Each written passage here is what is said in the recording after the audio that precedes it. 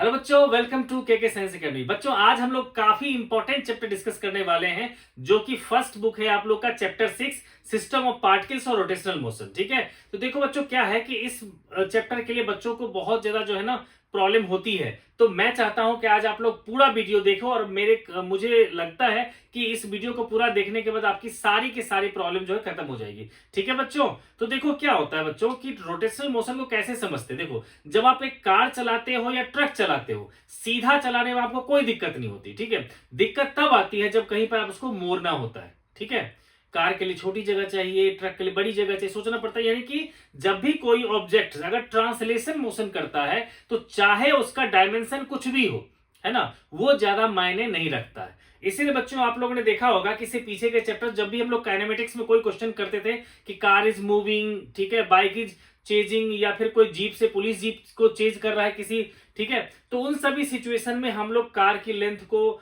Jeep की length को हम लोग कंसीडर नहीं करते थे। ठीक है, कंसीडर कहां करना पड़ेगा, तो जहां हमें टर्न लेना पड़ेगा। ठीक है, क्योंकि टर्न लेते वक्त जो है उसका साइज मायने करता है। ठीक है, तो इसीलिए बच्चों जो है इसको अलग से रखा गया इस टॉपिक को, कि जो रिजिड बॉडी होते हैं, रिजिड बॉडी का मतलब क्या है कि जिसके पास अपना फिक्स्ड शेप और साइज होता है, ऐसा ऑब्जेक्ट जिसके पास अपना फिक्स्ड शेप और साइज होता है, जिसको हम लोग इग्नोर नहीं कर सकते।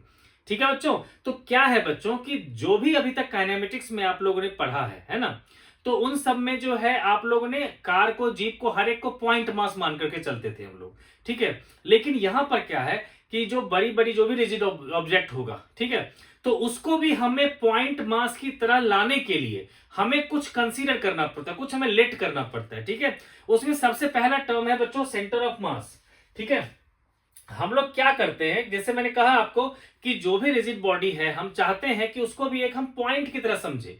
ठीक है, तो उसके लिए हम मान के चलते हैं कि उसी पॉइंट पर पूरा का पूरा जो मास है वो कॉन्सेंट्रेटेड है। ठीक है, क्लियर हो गया बच्चों। तो देखो, इसका डेफिनेशन ये लिखवाया मैंने, the point inside and outside the rigid body where whole mass of the body is assumed to be concentrated. ठीक है, यहां बच्चों ध्यान देना, एज्यूम्ड, हम लोग मान के चलते हैं कि वहां कॉन्सेंट्रेटेड है। जरूरी नहीं है कि वहां पर कॉन्सेंट्रेटेड हो ही, है ना। जैसे कि मान लो रिंग, रिंग का बच्चों शेप कैसा होता है, बिल्कुल इस तरह से होता है ना। उसका मास जो है उसके बाउंड्री पे होता है हर जगह, है ना, लेकिन उसका जो सेंटर ऑफ मास लूंगा वो क्या होगा, सेंटर पे लूंगा, जो उसका ज्योमेट्रिकल सेंटर है, लेकिन वहां पर क्या होगा, कोई मास नहीं होता है ना। तो हम लोग मान के चलते हैं कि इसका सेंटर यही है ना। यानी कि अगर रिंग मूव कर रहा है तो उसके बदले में हम लोग को मान के चलना पड़ेगा कि ये एक पॉइंट है जहां इसका पूरा का पूरा मास है और वो मूव कर रहा है। ठीक है, तो ये होता है बच्चों सेंटर ऑफ मास का हमारा। ठीक है, अब देखो बच्चों, सेंटर ऑफ मास की बात करेंगे तो अगर हमारे पास दो पार्टिकल है, ठीक है ना, जैसे कि मान लो बेटा जी R1 पोजीशन वेक्टर पे मान लो M1 है, R2 पोजीशन वेक्टर पे मान लो हमारा जो है ये R2 पे ले लिया मैंने, M2 मास को ले लिया मैंने, है ना। R2 पोजीशन वेक्टर पे मैंने ले लिया मास M2, है ना। ठीक है ना बच्चे, तो ये जो बच्चे दोनों के बीच का सेंटर ऑफ मास जो है वो कहीं ना कहीं दोनों के बीच में लाई करेगा। ठीक है, इसको हम लोग R लिख लेते हैं। ठीक है, तो बच्चे यहां पर जो RCM होगा हमारा, ये बेसिकली होगा M1 R1 plus M2 R2, है ना, बाय M1 प्लस M2, है ना बच्चों। अगर मान लो बच्चे किसी भी पॉइंट को हम लोग अगर लिखते हैं बच्चों, है ना, अगर हम किसी भी पॉइंट को लिखते हैं R, है ना, तो इसका मतलब क्या हुआ कि उसका कुछ न कुछ जो है एक्स कोऑर्डिनेट भी होगा, है ना, और कुछ न कुछ वाई कोऑर्डिनेट भी होगा। तो हम इसी आर को चाहे तो एक्स आई और वाई जे भी कह सकते हैं ना। तो इसके लिए कह सकता हूं मैं कि एक्स सी एम हो जाएगा हमारा M1 x1 plus M2 x2, है ना, बाय M1 प्लस M2। इसी तरह से वाई सी एम क्या हो जाएगा, center of mass along Y axis, ये क्या हो जाएगा बच्चों, M1 y1 plus M2 y2 bye M1 plus M2। ठीक है, तो देखो बच्चों, सेंटर ऑफ मास जो हम लोग लेते हैं, ठीक है, उसमें दो तरह का बॉडी आता है। एक में बॉडी जो होता है किसी फिक्स्ड पॉइंट जो है जो पे रखा रहता है, ठीक है, और दूसरा होता है कि पूरी की पूरी ऑब्जेक्ट में उसका मास यूनिफॉर्मली डिस्ट्रीब्यूटेड होता है। ठीक है, तो वेरिएबल मास वाला हम लोग बाद में करेंगे, पहले हम लोग इजी वाले कुछ एक दो क्वेश्चंस कर लेते हैं। ठीक है, अब बच्चों सबसे पहले एनसीईआरटी आपको कह रहा है बच्चे को पहले समझा तो दो कि ये किस तरह से जो है सेंटर ऑफ मास हम लोग निकालते हैं। तो उसके लिए बच्चों एक एग्जांपल कह रहा है लेने के लिए कि मान लो कि बच्चे ये जो है एक ट्रायंगुलर प्लेंक है ना, एक ट्रायंगल शेप का जो है ना एक लकड़ी का टुकड़ा है ना। तो अगर मान लो बच्चों इसको मैं मान के चलूं कि ढेर सारे छोटे छोटे स्ट्रिप से बना हुआ है ना, ये अगर छोटे छोटे स्ट्रिप से ढेर सारे से बना हुआ है, ठीक है। तो अगर आपसे पूछूं कि बेटा ये चीज बताओ आप लोग कि इसका सेंटर कहाँ है, तो आप कहोगे यहां पर। मैं कहूंगा इस स्ट्रिप का सेंटर, तो आप कहोगे यहां पर। इसका यहाँ, इसका यहाँ, इसका यहाँ, इसका यहाँ, इस तरह से होते होते जाएगा, है ना बच्चों। तो ये लाइन आ गया हमारा इसके सारे सेंटर को ज्वाइन करते हुए। अगर कोई चाहते तो स्ट्रिप को ऐसे भी काट सकता था, है ना।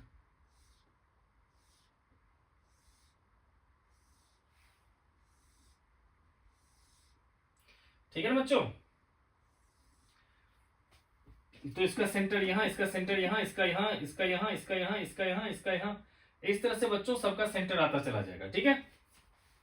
तो अगर दोनों को सेंटर को ज्वाइन करने वाली लाइन को अगर हम जो मिला देते हैं तो ये जो पॉइंट आता है लगभग सेंट्रॉइड आ जाता है। ठीक है, यहीं पर होगा उसका सेंटर ऑफ मास जो है हम लोग लेट करते हैं। ठीक है बच्चों, ये क्लियर हो गया कि अगर मान लो जैसे कि ये बोर्ड ही है ना, इस बोर्ड में क्या होगा कि जितना मास है उसके पूरे मास में डिस्ट्रीब्यूटेड है ना। तो कहेंगे इसका जो सेंटर होगा वही होगा इसका सेंटर ऑफ मास। क्यों? क्योंकि मास का यहां पर यूनिफॉर्म डिस्ट्रीब्यूशन है। लेकिन अगर मान लो बच्चे कि वहां किसी कॉर्नर्स पे ज्यादा मासेस हो, किसी कॉर्नर पे कम मास हो, तब कैसे निकालेंगे? तो तब हम लोग इसी तरह के फॉर्मूले को यूज करेंगे। ठीक है बच्चों। तो बच्चों मेरे ख्याल से आप लोग लिख लिया होगा, तो मैं एक दो एग्जांपल्स बच्चों लेता हूं। ठीक है, फिर चलेंगे हम लोग वेरिएबल सिस्टम जो है, ठीक है ना, वेरिएबल मास सिस्टम के क्वेश्चंस करवाएंगे। ठीक है, बहुत ही आसान है बच्चों। ठीक है, बस आप लोग पूरी वीडियो बने रहो।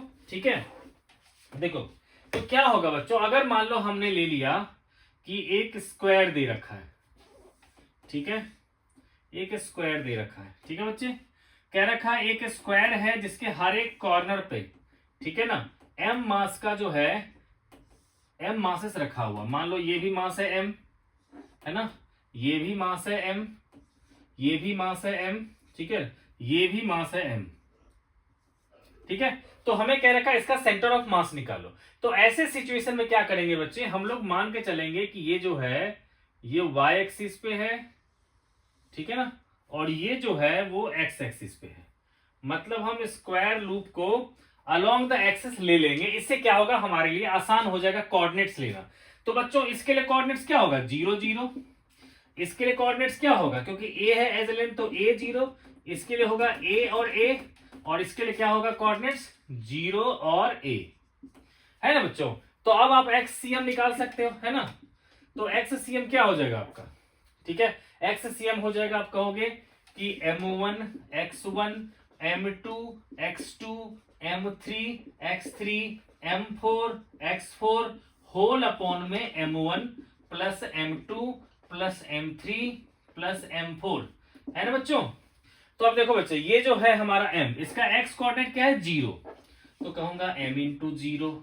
इसका m का x कोऑर्डिनेट क्या है a, तो m इंटू a, प्लस इसका जो x कोऑर्डिनेट है वो भी क्या है m इंटू a, और इसका जो x कोऑर्डिनेट वो क्या है 0, प्लस क्या कहूंगा m इंटू 0। तो अपॉन में आ जाएगा m plus m plus m plus m, यानी कि देखो बच्चे क्या आ गया 2ma/4m, यानी कि a/2। ठीक है, यानी कि यहां पर आ गया इसका सेंटर ऑफ मास। इसी तरह से बच्चों अगर y कोऑर्डिनेट्स निकाल लेंगे हम लोग तो क्या कहेंगे m1 y1 0, m2 y2 0, और m3 में m into a plus m4 में भी m into a whole by 4m, तो भी आ जाएगा a/2। ठीक है बच्चों, ये हो गया।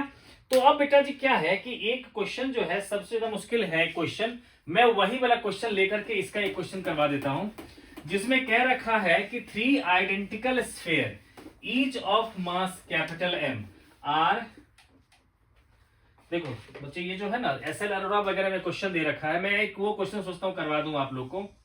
ठीक है, कि देखो बच्चे कुछ इस तरह से दे रखा है कि 3 स्फीयर जो है, डायग्राम से बच्चों अलग अलग लग रहा होगा, लेकिन मान के चलो आप कि तीनों के तीनों जो हैं एक दूसरे के टच में है और एक दूसरे के इक्वल साइज के। ठीक है, मान के चलो बच्चों क्या है ये इक्वल साइज के,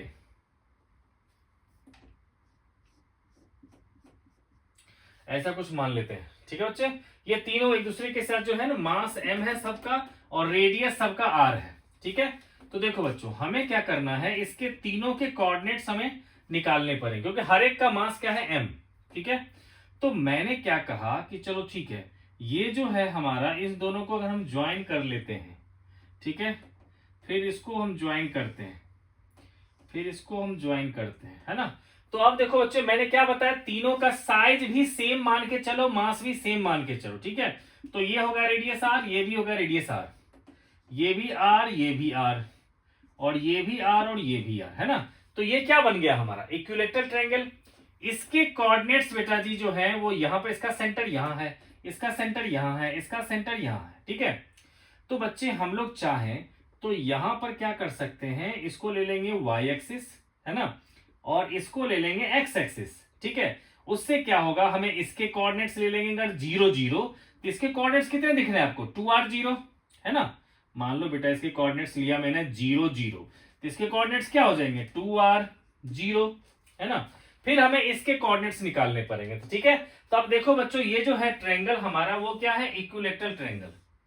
ठीक है, और इक्विलैटरल ट्रायंगल में क्या है बच्चे कि इसका कोऑर्डिनेट्स 0 0, इसका है 2r 0, और इसका कोऑर्डिनेट्स हमें चाहिए।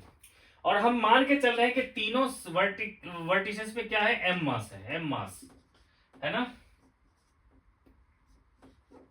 ओके बच्चे, अब देखो हमें बच्चे क्या है कि इसका कोऑर्डिनेट्स निकालना है, तो मैंने क्या कर दिया, यहां से परपेंडिकुलर ड्रॉप कर दिया। ठीक है, अब देखो ये भी क्या है हमारा 2r, है ना। तो अगर बच्चे जो है इसका कोऑर्डिनेट्स निकालना है तो आप कैसे निकालोगे, कहोगे सर ये तो है इक्विलैटरल ट्रायंगल, है ना।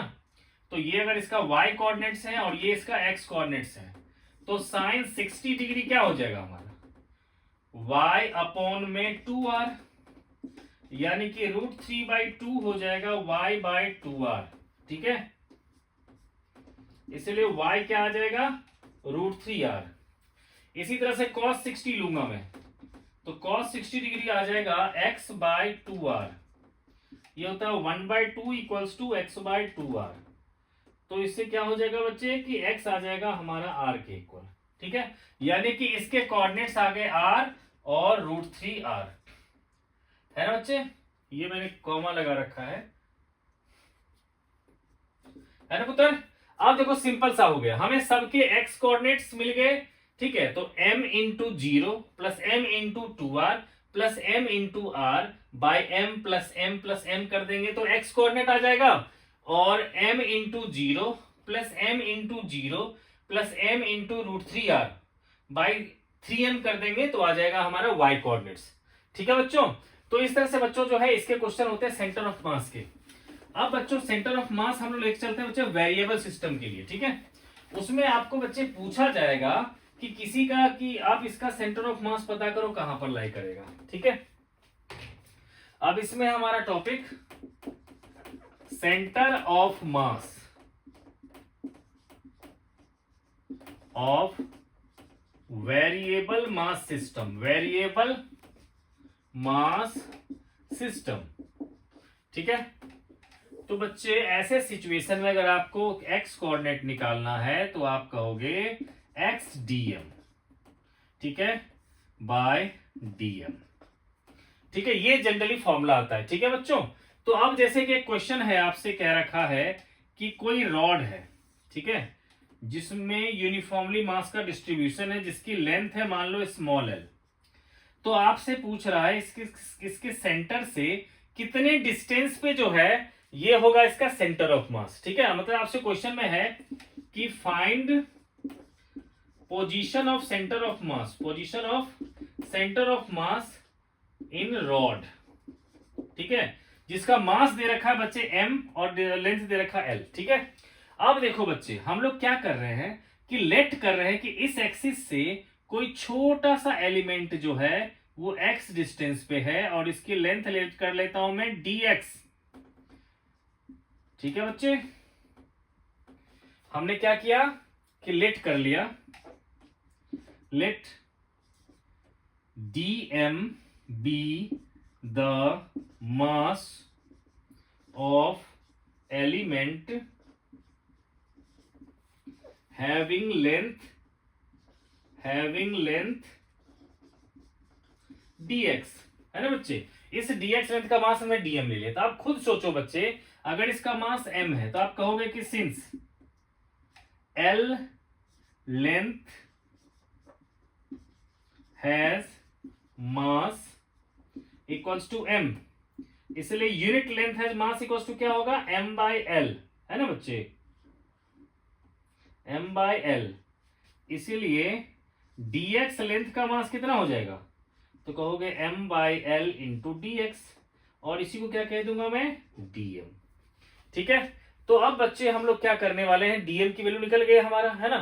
तो अब इसमें हम पुट करने वाले हैं। ठीक है बच्चे, तो अगर इसका सेंटर ऑफ मास हमें निकालना है x, तो क्या कहूंगा मैं, एक्स सी एम, बल्कि यहां पर लिखेंगे एक्स सी एम, ताकि कंफ्यूजन ना हो जाए और कोई काट ही दे इसको, है ना। इससे अच्छा होगा कि मैं इसको अंदर कर लेता हूं। ठीक है बच्चे, X C M equal to क्या होगा बच्चे, X into D M. D M कितना आ गया, M by L into D X, है ना।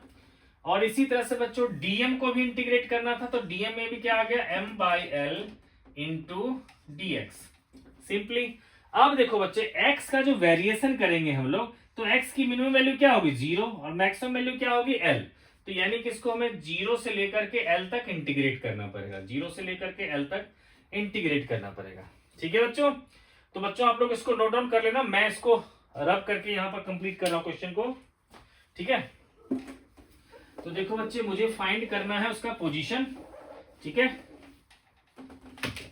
देखो तो क्या आ जाएगा बेटा, यहां पर देखो, आप लोग कहोगे सर m बाई एल तो बाहर ही आ जाएगा, अंदर क्या रहा x dx, 0 से l, यहां भी देखो m बाई एल, है ना, m बाई एल के बाद आ जाएगा बच्चे 0 से l, और यहां पर क्या सिर्फ dx बचा है। ठीक है, तो m बाई एल कैंसिल हो गया। अब देखो यहां पर क्या हुआ, एक्स स्क्वायर बाई 2, 0 से l तक अपर लिमिट अपॉन में, ठीक है, अपॉन में आ जाएगा बच्चे, यहां भी आ जाएगा हमारा x 0 से लेकर के l तक अपर लिमिट, है ना। तो क्या आ जाएगा बच्चों, अगर इसको सॉल्व किया जाए तो आप लोग कहोगे कि ये आ जाएगा एल स्क्वायर बाई 2 अपॉन में l, यानी कि l बाई 2 आ गया हमारा पोजीशन। ठीक है, तो l बाई 2 क्या आ गया हमारा, position of center of mass. ठीक है बच्चों, तो ये हो गया बेटा। अब क्या होता है कि देखो सेंटर ऑफ मास जो होता है, ठीक है ना, उस रिलेशन को हम लोग जिस तरह से डिस्टेंस के टर्म्स में लिखते हैं बच्चे, उसी तरह से अगर उसको डिफरेंशिएट करेंगे तो वेलोसिटी हो जाएगा, उसी तरह उसको डिफरेंशिएट करेंगे तो क्या होगा, एक्सेलरेशन हो जाएगा, है ना। तो जैसे आप लोगों ने कहा कि सर आर सी एम होगा m1 r1 plus m2 r2, है ना, प्लस m3 r3, है ना, bye m1 plus m2 plus m3। अगर इसको डिफरेंशिएट कर दूं D R C M by D T, तो ये क्या हो जाएगा, m1 dr1 by D T plus m2 dr2 by D T plus m3 dr3 by D T by total mass क्या है, m1 plus m2 plus m3, है ना। तो इसको कहूंगा velocity of center of mass equals to क्या होगा, m1 v1 plus m2 v2 plus m3 v3 upon में बच्चों तीनों मास की जगह पर मैं कैपिटल M भी लिख सकता हूं, है ना। तो ऐसा कर लेता हूं मैं। ठीक है, तो अब क्या होगा बच्चे, ठीक है ना, अब अगर मान लो बच्चे मैं कह दूं, ठीक है, कि F जो लगाऊंगा मैं बेसिकली वो क्या होगा, total mass into dvcm by dt, है ना। टोटल फोर्स जो लगाऊंगा मैं, ठीक है ना, वो ये total mass into dvcm by dt कर दूंगा। ठीक है, कहोगे इफ फोर्स अगर ना लगाए, ये F एक्सटर्नल की बात कर रहा हूं, ठीक है ना बच्चों। देखो फोर्स दो तरह का होगा, इंटरनल और एक्सटर्नल। ठीक है, इंटरनल फोर्सेस के कारण कोई फर्क नहीं पड़ेगा सेंटर ऑफ मास की पोजीशन में, लेकिन अगर एक्सटर्नल फोर्स को मैंने जीरो कर दिया, है ना, एक्सटर्नल फोर्स को मैंने जीरो कर दिया, है ना, तो क्या हो जाएगा, m into D V C M by D T क्या होगा हमारा जीरो, इसीलिए क्या होगा V C M equals to हो जाएगा जीरो, है ना, यानी कि D R C M by D T क्या होगा जीरो, है ना बच्चे। ओके, तो हम लोग देखो बच्चे डीवीसीएम बाई डी टी को हम लोग चाहे तो कांस्टेंट भी लिख सकते हैं और जीरो भी लिख सकते हैं। ठीक है, तो ये क्या आ जाएगा बेटा, हम कांस्टेंट ही लिख देते हैं, ठीक है। तो कांस्टेंट है ना, ओके।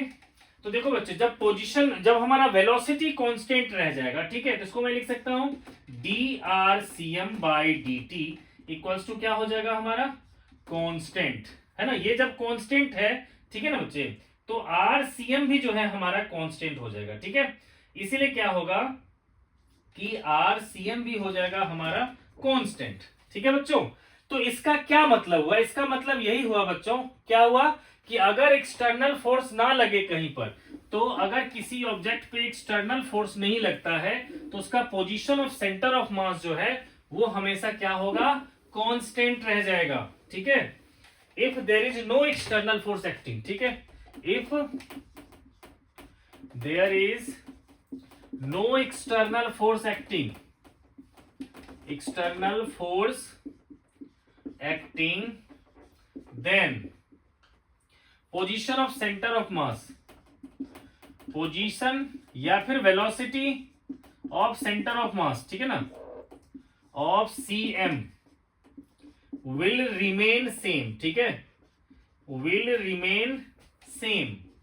आप कहोगे मतलब समझ में नहीं आया, तो मैं ये बताता था बच्चे, देखो अगर मान लो कि यहां से कोई क्रैकर चला था, ठीक है, बीच में ब्रस्ट कर गया यहां पर, ठीक है, तो अभी इसको अगर ये जो प्रोजेक्टाइल उड़ा था उसको जाना चाहिए था इस तरह से, है ना, लेकिन इसका एक टुकड़ा चला गया इधर, है ना, तो दूसरा टुकड़ा क्या होगा बच्चे, इधर चला जाएगा, है ना, कुछ भी होगा, ठीक है। बल्कि इसको मैं ऐसे लिख देता हूं, दूसरा टुकड़ा मान लो तो इधर चला गया, है ना, सो दैट अगर एक टुकड़ा उधर जाएगा तो दूसरा टुकड़ा इधर ही आएगा, ठीक है ना। सो दैट इसका जो एक्चुअल पाथ था वही पाथ वो मेंटेन करते हुए वो चीज जाएगा, ठीक है ना। जैसे देखो क्या होता है बच्चों कि अगर मान लो कहीं अगर एरोप्लेन क्रैश हो जाता है, ठीक है, तो उसमें जो होता है कि जो मलबा जहां पर है उसका, ठीक है, तो उसके लिए जो होता है वहां पर पता करने के लिए कि कहां कहां पर मलबा गिरा हुआ है, ठीक है, उसमें से क्या करते हैं कि उनको पता होता है कि ये पाथ कौन सा है, ठीक है, और कौन सा टुकड़ा जो है वो कहां कहां पर उनको मिलता है, ठीक है। तो इसके हिसाब से वही रिलेशन लगा करके कि पहला का रिलेशन लगा करके RCm equals to M1R1 plus M2R2, है ना, ये वाला रिलेशन लगा करके अगर मान लो ढेर सारा टुकड़ा है तो हम लिख सकते हैं MnRm bye M1 plus M2 मान लो, है ना, ऐसा, ठीक है। तो जो भी बाकी का मास उसको लगता है, ठीक है, क्योंकि उसमें ब्लैक बॉक्स होता है, उसका मिलना सबसे ज्यादा जरूरी होता है, ठीक है, तो वो किस जगह पे होगा उनको पता होगा कि उनका जो है वो इसी पोजीशन पे जाना चाहिए, ठीक है। लेकिन कोई मान लो 2m, अगर मान लो दो ही टुकड़ा हुआ, ठीक है, एक m मास वाला अगर मान लो वो चला गया राइट साइड में, तो उनको पता है कि दूसरा जो m मास होगा वो कहां जाएगा, उतना ही लेफ्ट में चला जाएगा, ठीक है। क्लियर होगा बच्चों। यानी कि अगर आपको दूसरी तरह से समझाऊं मैं, ठीक है, तो अगर मान लो एक m मास का कोई बॉम्ब था, ठीक है, वो एक्सप्लोड हो गया, है ना, वो एक्सप्लोड हो गया मान लो, ठीक है, उसमें से बच्चे क्या था कि एक टुकड़ा चला गया मान लो हमारा m/3, वो चला गया हमारा 2 मीटर पर सेकेंड, 2 मीटर पर सेकेंड दे रखा है आपको I प्लस J में, है ना। तो कहेगा कि दूसरा जो टुकड़ा है जो बचाएगा हमारा 2m/3, उसकी वेलोसिटी फिर क्या होगी, आपसे पूछ देगा कि एक m मास का जो कोई बड़ा सा बॉम्ब था वो एक्सप्लोड हो गया जिसके दो टुकड़े हुए m/3 और दूसरा हो गया 2m/3, m की स्पीड थी मान लो 2I प्लस 2J, है ना। तो आपको कहेगा कि ये जो दूसरा टुकड़ा है उसका फिर वेलोसिटी क्या होगा। तो हम लोग क्या कर सकते हैं बच्चे, मैंने क्या कहा, कंजर्वेशन ऑफ लीनियर मोमेंटम यहां लगा देंगे हम लोग, है ना। तो क्या कहेंगे फिर कि PI पहले तो लिख देंगे since there is no external force, क्या लिखेंगे बच्चों, since there is no external force, there is no external force, है ना, एक्सटर्नल फोर्स, इसलिए क्या होगा हमारा PI इक्वल्स टू क्या होगा PF, है ना। तो इनिशियल मोमेंटम क्या था बच्चों, ये रेस्ट में था, तो इनिशियली वेलोसिटी क्या था, 0, तो कहोगे m into 0 equals to m/3 into 2I plus 2J, है ना बच्चों, प्लस जो दूसरा मास है 2m/3 इंटू V वेक्टर, है ना। हम दोनों को बच्चों इक्वल कर देंगे, लेफ्ट साइड में 0 ही आ गया है ना, तो हमारा फिर v की वैल्यू क्या आ जाएगा, यहां से अगर देखोगे आप तो 2v/3 है ना, इक्वल्स टू क्या हो जाएगा बच्चे, ये सब उधर चले जाएंगे ना, इक्वल्स टू होगा -2/3i -2/3j। ठीक है, अगर 3 को कैंसिल कर दिया है ना, और तो v कितना आ जाएगा हमारा -i -j, है ना। यानी कि एक टुकड़ा अगर इधर गया होगा है ना, तो दूसरा टुकड़ा किधर चला गया बेटा, उसका बिल्कुल अपोजिट, देख रहे हो ना, माइनस में, आई भी माइनस जे भी माइनस, आई माइनस मतलब इधर और जे माइनस मतलब इधर, है ना, ताकि उसका जो सेंटर ऑफ मास है, ठीक है ना, वो जिस पाथ पे जा रहा था उसी पाथ पे चलता चला जाए, वो ऐसे जा रहा था तो ऐसे चलता चला जाएगा।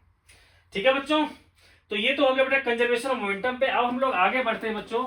आप लोग को बच्चों इसमें एनसीईआरटी में दे रखा है क्रॉस प्रोडक्ट, ठीक है, तो मेरे ख्याल से आप लोगों ने बच्चों क्रॉस प्रोडक्ट पढ़ लिया होगा उसमें, ठीक है, जो आपने वेक्टर पढ़ा होगा, नहीं तो फिर भी मैं थोड़ा सा बताता हूं, ठीक है बेटा। तो क्रॉस प्रोडक्ट जो है हमारा, है ना, क्रॉस प्रोडक्ट को हम लोग क्या कहते हैं बच्चों, वेक्टर प्रोडक्ट होता है, ठीक है, इसको हम लोग क्या कहते हैं, वेक्टर प्रोडक्ट, है ना।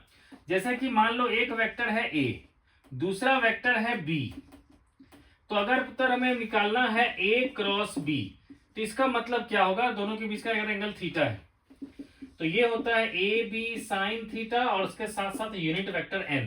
अब वो जो यूनिट वेक्टर लिखा उसकी डायरेक्शन कैसे पता चलेगी, तो आप क्या करोगे, अपने राइट हैंड के जो ये है इसको इस तरह से रखोगे, पहले जो है वेक्टर a उसकी तरफ, है ना, जो a है उसकी तरफ रखा, और उसको कर्ल करो b की तरफ, तो थंब बताएगा आपको a क्रॉस b की डायरेक्शन। ठीक है, तो यहां देखोगे बच्चे कि ये जो है हमारा a और b दोनों के ही परपेंडिकुलर होगा, कहेंगे here direction of unit vector, है ना, is perpendicular to both, perpendicular to both A vector and B vector, है ना बच्चे। तो ए और बी दोनों का ही परपेंडिकुलर होता है। तो बच्चों हम लोग इसको शॉर्टकट में इस तरह से लिखते हैं, क्या कहते हैं कि ये आई ले लिया, ये जे ले लिया, और ये ले लिया के, ठीक है, आई कैप जे कैप के कैप। अगर हम ऐसे जाते हैं तो आई क्रॉस जे, ऐसे जाते हैं जे क्रॉस के, ऐसे जाते हैं तो के क्रॉस आई। तो अगर हम लोग क्लॉकवाइज जाते हैं तो सब कुछ पॉजिटिव आ जाएगा, मतलब आई क्रॉस जे आ जाएगा बच्चों के, जे क्रॉस के आ जाएगा आपका आई, के क्रॉस आई आ जाएगा आपका जे, है ना। हम लिखेंगे आई क्रॉस जे, तो क्या आ जाएगा के, ठीक है ना। इसी तरह से आ जाएगा हमारा जे क्रॉस के, आ जाएगा हमारा जे क्रॉस के करेंगे तो क्या आ जाएगा थर्ड, जो है हमारा आई वेक्टर। लेकिन अगर कोई उल्टा कर दे, मतलब जो है के क्रॉस जे कर दे, तो माइनस आई, है ना। इसी बच्चे किसी ने अगर कर दिया के क्रॉस जे, तो क्या हो जाएगा माइनस ऑफ आई। ठीक है बच्चों, तो ये हो गया हमारा। अब क्या होता है, इस पर बेस्ड क्वेश्चन कैसे बनते हैं क्रॉस प्रोडक्ट वाले, ठीक है, तो मैं बच्चे एक लेकर के आपको समझाता हूं। तो क्रॉस प्रोडक्ट को बच्चों वेक्टर प्रोडक्ट इसीलिए कहते हैं क्योंकि इससे जो रिजल्ट निकलता है वो भी हमारा क्या होता है, एक वेक्टर क्वांटिटी होता है। ठीक है, तो देखो बच्चों, जैसे कि हमें कभी टॉर्क निकालने के लिए कह दे या एंगुलर मोमेंटम के लिए, तो इस चैप्टर में आपको बेटा दो क्रॉस प्रोडक्ट के क्वेश्चन आते हैं। एक तो टॉर्क वाले, जहां टॉर्क होता है आर क्रॉस एफ, ठीक है, और दूसरा हो जाएगा एंगुलर मोमेंटम एल, ये होता है आर क्रॉस पी। ठीक है, तो मैं इस पर लेकर एक क्वेश्चन जो है सॉल्व कर लेता हूं। ठीक है, तो क्वेश्चन ये है, ठीक है, कि फाइंड टॉर्क अप्लाइड, ठीक है, on a rigid body by the force, by the force F दे दिया मान लो हमारा 3i 4j 5k, when displaces by vector, ये मान लो बेटा dr वेक्टर जो है वो है हमारा i माइनस जे +3k, ऐसा कुछ ले लिया। ठीक है, तो बच्चे हमें दे रखा ये है ना, तो हम dr की जगह पर r भी लिख सकते थे, है ना, क्योंकि बच्चे dr का मतलब होता है स्मॉल वाला, है ना। ठीक है, तो ये, तो अब देखो बच्चे हमें फाइंड क्या करना है, हमें फाइंड करना है टॉर्क, जिसका फॉर्मूला आप लोगों ने बताया r क्रॉस f, है ना। तो देखो ऐसे क्वेश्चन को सॉल्व करने के बच्चों क्या करते हैं हम लोग, इस तरह से हम लोग डिटरमिनेंट बना लेते हैं, जिसमें लिख लेते हैं अपने मन से i, फिर j, फिर k, फिर जो पहले है जैसे r है तो r के सारे हम लोग पॉइंट लिख देंगे। r का i का क्या है 1, j का क्या है -1, k का कितना है 3, फिर f का लिखेंगे, तो f का है बच्चे 3 4 5, है ना, 3 4 5।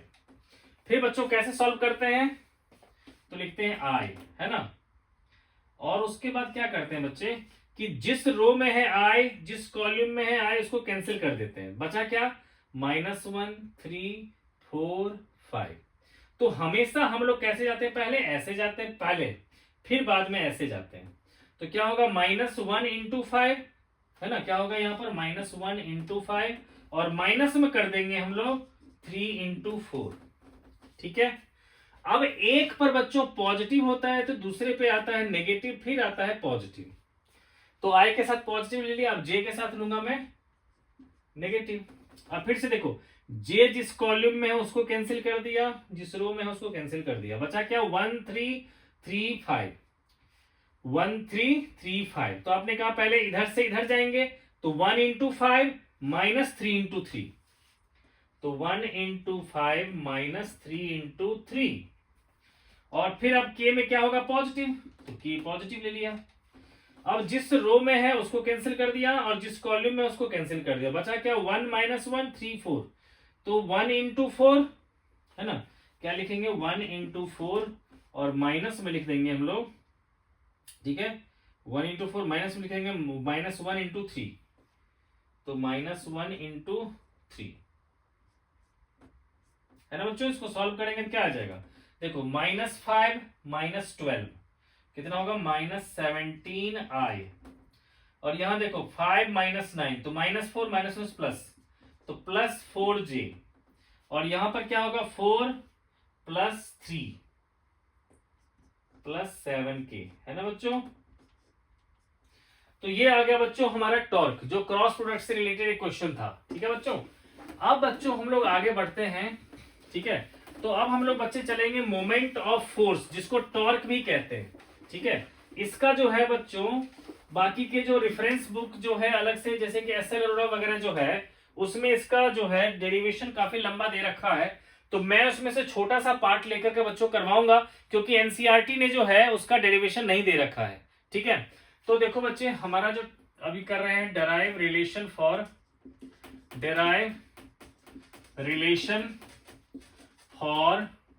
Torque acting on rigid body, torque acting on rigid body, ठीक है, इन पोलर फॉर्म। ठीक है, तो देखो बच्चों क्या होता है कि मैंने ये मान लिया बच्चे, ठीक है, कि ये कोई जो है पार्टिकल है जिस पर कि मैंने फोर्स लगाया कुछ इस तरह से। ठीक है,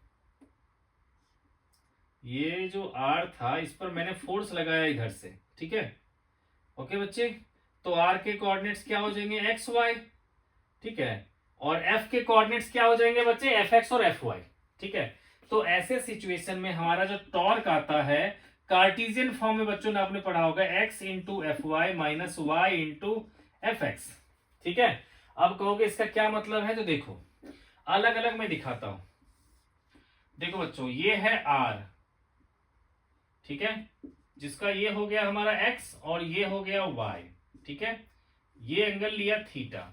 ठीक है, तो आप क्या कहोगे यहां से कि cos थीटा क्या आ गया बच्चों x बाई आर, तो x क्या आ जाएगा r cos थीटा। ठीक है, और y आ जाएगा हमारा r sin थीटा। ओके, अब इसी तरह से बच्चों अगर मैं ले लूं फोर्स के लिए भी, देखो फोर्स जो है अल्फा एंगल बना रहा है और ये जो है थीटा एंगल बना रखा है। ठीक है, तो फोर्स के लिए बच्चों जो है अगर मैं लेता रिलेशन, है ना, तो अगर ये अल्फा एंगल होता तो इधर एफ एक्स क्या हो जाता हमारा, एफ कॉस अल्फा, और एफ वाई क्या हो जाता हमारा, एफ साइन अल्फा। आप लोग बेटा वेक्टर प्रोडक्ट ये जानते हो, रिजोल्यूशन ऑफ वेक्टर्स तो जानते होगे। अब इसको पुट कर दूंगा, तो एक्स की जगह पे लिखूंगा मैं आर कॉस थीटा इंटू, ठीक है, R cos theta into F sine alpha minus R sine theta into F cos alpha. अब मैंने क्या किया, आर एफ कॉमन ले लिया, तो क्या आ गया, sine alpha into cos theta minus cos alpha into sine theta. तो ये क्या आ जाएगा बच्चों, R F sine alpha minus theta. तो देखो बच्चों, ये थीटा था, अल्फा था। अगर इस एंगल को मैं अगर फाई लिख लूं, तो आप लोग जानते हो बेटा जी कि एक्सटीरियर एंगल जो होता है हमेशा सम ऑफ इंटीरियर एंगल के इक्वल होता है। तो अल्फा क्या होगा, थीटा प्लस फाई। तो यहां अल्फा माइनस थीटा क्या रह जाएगा, फाई। तो आर एफ साइन फाई, यानी कि F into R sine phi. आपको ये आर साइन फाई क्या है ना, तो देखो ये होगा बच्चे हमारा आर साइन फाई, ठीक है ना। तो ये वो डिस्टेंस हो गया बच्चे, ठीक है ना, जो कि line of action of force और एक्सिस ऑफ रोटेशन के बीच का जो परपेंडिकुलर डिस्टेंस है ना, इसी को कहेंगे, ठीक है बच्चे। तो इस तरह से हम लोग क्या कह देंगे बच्चों कि टॉर्क जो हो गया हमारा, है ना, ये हो गया force into distance between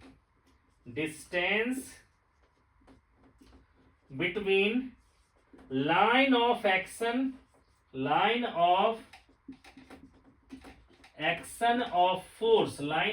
of force, ठीक है, force into distance between line of action of force, ठीक है, and distance between line of action of force and axis of rotation, ठीक है, एंड एक्सिस ऑफ रोटेशन, ठीक है। बल्कि यहां पर आप चाहो तो एक वर्ड और लगा सकते हो, परपेंडिकुलर डिस्टेंस, ठीक है, परपेंडिकुलर डिस्टेंस। देखो बच्चों, परपेंडिकुलर डिस्टेंस, ठीक है, ये है perpendicular distance between the line of action of force and axis of rotation, ठीक है बच्चों। तो ये आ गया बेटा जी टॉर्क का, ठीक है। अब देखो बच्चों, टॉर्क वाले जो है कुछ क्वेश्चन भी दे रखा है, ठीक है। तो देखो बच्चों, टॉर्क वाला जो है क्वेश्चन मैं चाहता हूं आप लोग के साथ डिस्कस कर लूं, जो एनसीईआरटी ने दे रखा है, ठीक है, क्योंकि मैं 100% पहले एनसीईआरटी को फॉलो करूंगा, उसके बाद भी आप लोग के कुछ डाउट्स रहेंगे तो फिर वो ले सकता हूं मैं, ठीक है। तो अब देखो बेटा जी, सेंटर ऑफ मास के तो ढेर सारे क्वेश्चन थे तो डिस्कस कर लिया। तो अब जो है मैं आप लोग को बता देता हूं कि ये है हमारा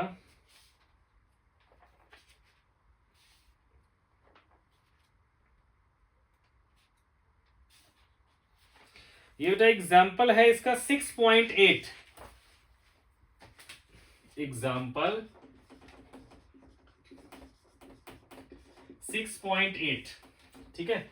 इसमें बेटा क्वेश्चन कह रखा है कि metal bar 70 centimetre long and 4 kg in mass supported on 2 knife edges placed 10 centimeter from each end. A 6 kg load is suspended at 30 centimeter from one end. Find the reaction of at knife edges. Assume the bar to be in uniform cross section. ठीक है, तो देखो बच्चे क्या है question हमारे पास कि देखो ये दे रखा है कोई 70 सेंटीमीटर का कोई रॉड है, ठीक है। इसमें बेटा जी जो है दो नाइफ एजेस दे रखे हैं जो 10 सेंटीमीटर, ये 10 सेंटीमीटर इधर और ये भी 10 सेंटीमीटर इधर है। तो मैंने कहा चलो ठीक है, इसके कारण रिएक्शन फोर्स लग रहा होगा R1, इसके कारण रिएक्शन फोर्स लग रहा होगा R2, ठीक है। अब देखो यहां से 30 सेंटीमीटर, यहां से 30 सेंटीमीटर दूर एक जो है 6 kg का जो है, तो इस पर वेट कितना लग जाएगा 6g, ठीक है। ओके, इतना वेट सस्पेंडेड है, ठीक है। दूसरी बात क्या रखा है कि इस रॉड का वेट है 4 kg, तो उसका वेट कितना होगा 4g, है ना। अब देखो बच्चे इसका टोटल लेंथ है 70 सेंटीमीटर, तो उसका सेंटर ऑफ मास कहाँ होगा, बीच में होगा 35 पे, है ना। तो इसको ले लिया बच्चा जी 4g, m इंटू जी वाला है, ठीक है, 4 ग्राम मत समझ लेना, ठीक है बच्चे। तो अब हमें फाइंड करना है R1 और R2 की वैल्यू, ठीक है। तो हम लोग बच्चे कैसे सॉल्व करेंगे इसको देखो आप, ठीक है। कहेंगे सबसे पहले for translational equilibrium, for translational equilibrium क्या होगा बच्चों, R1 प्लस R2 ऊपर वाला है, दैट इक्वल्स टू क्या हो 6 kg और 4 kg नीचे, है ना। तो 6g प्लस 4g यानी कि 10g, है ना बच्चों, ये हो गया हमारा। अब कहेंगे हम लोग for rotational equilibrium, for rotational equilibrium. तो देखो रोटेशनल इक्विलिब्रियम में क्या होता है, हमें टॉर्क को, नेट टॉर्क को हमें जीरो दिखाना है, ठीक है। तो नेट टॉर्क को जीरो दिखाने का मतलब है अगर दो टॉर्क लग रहा हो तो दोनों के अपोजिट कर देंगे, है ना। तो देखो बच्चों क्या है कि अब हमारे पास जो टॉर्क लेने के लिए हम कहीं से भी ले सकते हैं एक्सिस, उसके लिए हमें एक्सिस लेना है। एक्सिस हम यहां से भी ले सकते थे, यहां से भी ले सकते थे, यहां से भी, या कहीं से भी ले सकते थे, ठीक है। लेकिन मैं चाहता हूं बच्चों कि मैं R1 से इस एक्सिस को पास करवाऊं, क्यों, क्योंकि जिस फोर्स से हम पास करवाएंगे उस फोर्स के कारण टॉर्क हो जाएगा जीरो, तो एक अननोन हमारा पहले ही खत्म हो जाएगा, है ना।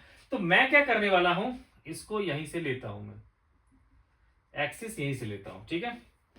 तो यहां पर मैंने कहा टेक एक्सिस अलोंग R1, ठीक है।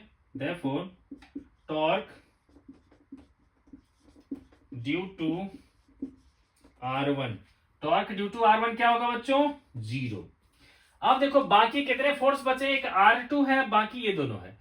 तो देखो किसका कौन सा डायरेक्शन होगा, कौन किस डायरेक्शन इसको रॉड को रोटेट करता होगा, इसको चेक करना हो तो क्या करो, एक्सिस की तरफ उस फोर्स से लेके जाओ। तो ये इधर हो गया, ये भी इधर हो गया, क्योंकि इसकी डायरेक्शन नीचे की तरफ है, इससे एक्सिस की तरफ गया तो ये, और ये एक्सिस की तरफ जाओगे तो ये ऐसा, है ना। यानी कि ये दोनों जो है क्लॉकवाइज की तरफ रोटेट कर रहा है और ये एंटी क्लॉकवाइज, है ना।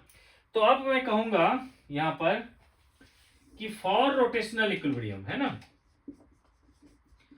फॉर रोटेशनल इक्विलिब्रियम, है ना, torque due to R2 equals to होगा torque due to 4g and 6g, है ना बच्चों।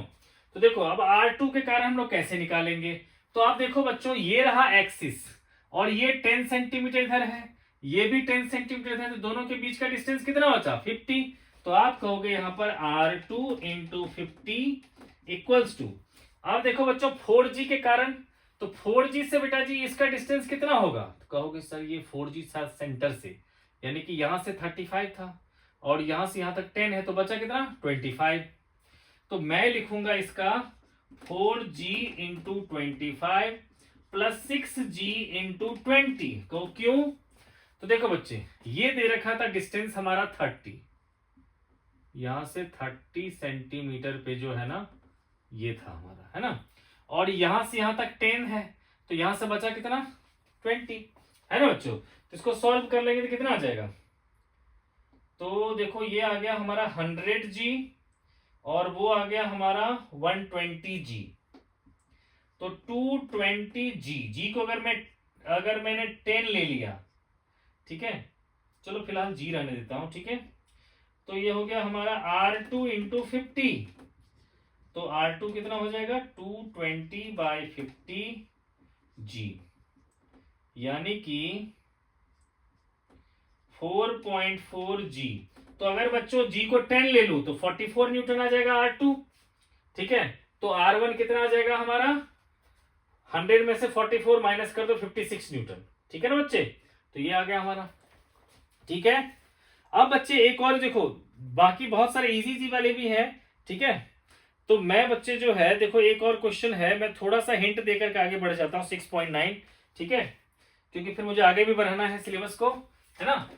तो देखो बच्चों 6.9 क्वेश्चन आप लोग बच्चों देख लो, ठीक है। और इसको समझ गए होंगे। अगर कोई बच्चों कोई डाउट रह जाए तो कमेंट बॉक्स जो है खुला हुआ है आप लोग के लिए, ठीक है, आप लोग पूछ सकते हो, ठीक है। तो देखो बच्चा, इसमें जो क्वेश्चन है, एक 3 metre long ladder weighing 20 kg leans on the frictionless wall, ठीक है, और ये दे रखा है हमें 1 मीटर, ठीक है। देखो बच्चे, ये जो 6.9 है ना, इसमें क्या है कि एक वॉल के साथ जो है एक लैडर को इस तरह से रख दिया गया, इस तरह से मान लो, ठीक है। तो आपसे कह रखा है कि चलो आप जितना भी रिएक्शन फोर्स लग रहा है उस सबको निकालो, ठीक है। तो देखो बच्चे, हमने सोचा कि यहाँ जो हमारा रिएक्शन फोर्स होगा उसके दो कंपोनेंट ले लेते हैं, इधर ले लेते हैं R1, इधर ले लेते हैं R2, उसी का रिजल्टेंट ये होगा, और एक तीसरा ले लिया मैंने R3 यहां पर, ठीक है। अब देखो इसका वेट दे रखा है, तो मान लिया बेटा जी कि ये है mg, जो भी मास है ना। अब देखो क्या है हमें कि ये दे रखा है 3 मीटर और ये दे रखा है 1 मीटर। ये कितना दे रखा है 1 मीटर और इसकी लेंथ है 3 मीटर। तो इसकी लेंथ कितनी हो जाएगी बच्चों, 3 का स्क्वायर माइनस 1 का स्क्वायर का अंडर रूट, यानी कि 2√2 मीटर। अब देखो बच्चों, पहले मैं तो लूंगा ट्रांसलेशनल इक्विलिब्रियम। अगर मैं ट्रांसलेशनल इक्विलिब्रियम की बात करूंगा, है ना, तो उसमें क्या हो जाएगा बच्चे कि net force upward equals to net force downward. तो R2 इक्वल्स टू आ गया mg, R2 इक्वल्स टू आ गया mg। मास दे रखा है, g पता होता है तो आ जाएगा R2 की वैल्यू, और R3 equals to R1, R3 equals to R1, है ना। अब देखो हम लोग लेते हैं रोटेशनल इक्विलिब्रियम, ठीक है ना। अब लेंगे अगर हम लोग रोटेशनल इक्विलिब्रियम की बात करेंगे, है ना, फॉर रोटेशनल इक्विलिब्रियम, ठीक है ना। तो मैंने क्या किया, वहां से एक्सिस लो जहां से ज्यादा फोर्स क्रॉस कर रहा हो, ताकि सबके कारण टॉर्क 0 हो जाए। तो मैं बच्चों एक्सिस यहां से ले रहा हूं, बिल्कुल ऐसे, ठीक है। तो R2 और R1 के कारण टॉर्क 0, तो मैं लिख रहा हूं टेकिंग एक्सिस, इस पॉइंट को लिख लिया मान लो A, इसको लिख लिया B, इसको लिख लिया C, ठीक है, through A, then torque due to R1 and R2 equals to क्या होगा बच्चों 0, क्योंकि वो वहीं से पास कर रहा है तो वहां से डिस्टेंस उस फोर्स का क्या होगा 0। अब बच्चों बचा हमारा mg और R3। अब देखो mg जा रहा है ऐसे और एक्सिस है इधर की तरफ, ये ऐसे घूमेगा, और ये जा रहा है ऐसे, इसको ऐसे घूमना है, तो ये एक दूसरे का अपोजिट होगा। अब कहेंगे देयरफॉर टॉर्क ड्यू टू, बच्चों शॉर्टकट मिलता है, torque due to R3 equals to torque due to mg। तो यहां पर R3 के कारण डिस्टेंस कितना बचा, तो 2√2, और ये mg के कारण कितना डिस्टेंस हुआ होगा, तो कहोगे mg तो बिल्कुल बीचों बीच है, तो ये 1/2, ठीक है ना बच्चे। तो यहां से सॉल्व करके R3 आ जाएगा, तो R3 से R1 आ जाएगा, और R2 इक्वल्स टू mg तो है ही, तो सबकी वैल्यू आ जाएगी, ठीक है बच्चों। तो ये भी हो गया बेटा, है ना। अब बच्चों हम लोग जो है देखो सेंटर ऑफ ग्रेविटी और सेंटर ऑफ मास, ठीक है ना, दोनों से जो है बच्चे कंफ्यूज करते हैं थोड़े बहुत, ठीक है। तो बच्चों होता क्या है, ये जो दोनों जो है लगभग चीज जो है एक ही जैसा होता है अगर यूनिफॉर्म डिस्ट्रीब्यूशन ऑफ मास का। सेंटर ऑफ मास का मतलब हो गया जिस पॉइंट पर जो है एक्चुअल में हम लोग total mass assume to be concentrated होता है, और सेंटर ऑफ ग्रेविटी का मतलब क्या हो गया कि जहां पर, ठीक है, टोटल वेट को हम लोग एज्यूम कर सकते हैं कि कॉन्सेंट्रेटेड होगा, ठीक है ना बच्चे, जैसे कि ये हो गया, है ना। तो इस तरह से बच्चों ये हो जाएगा हमारा, ठीक है।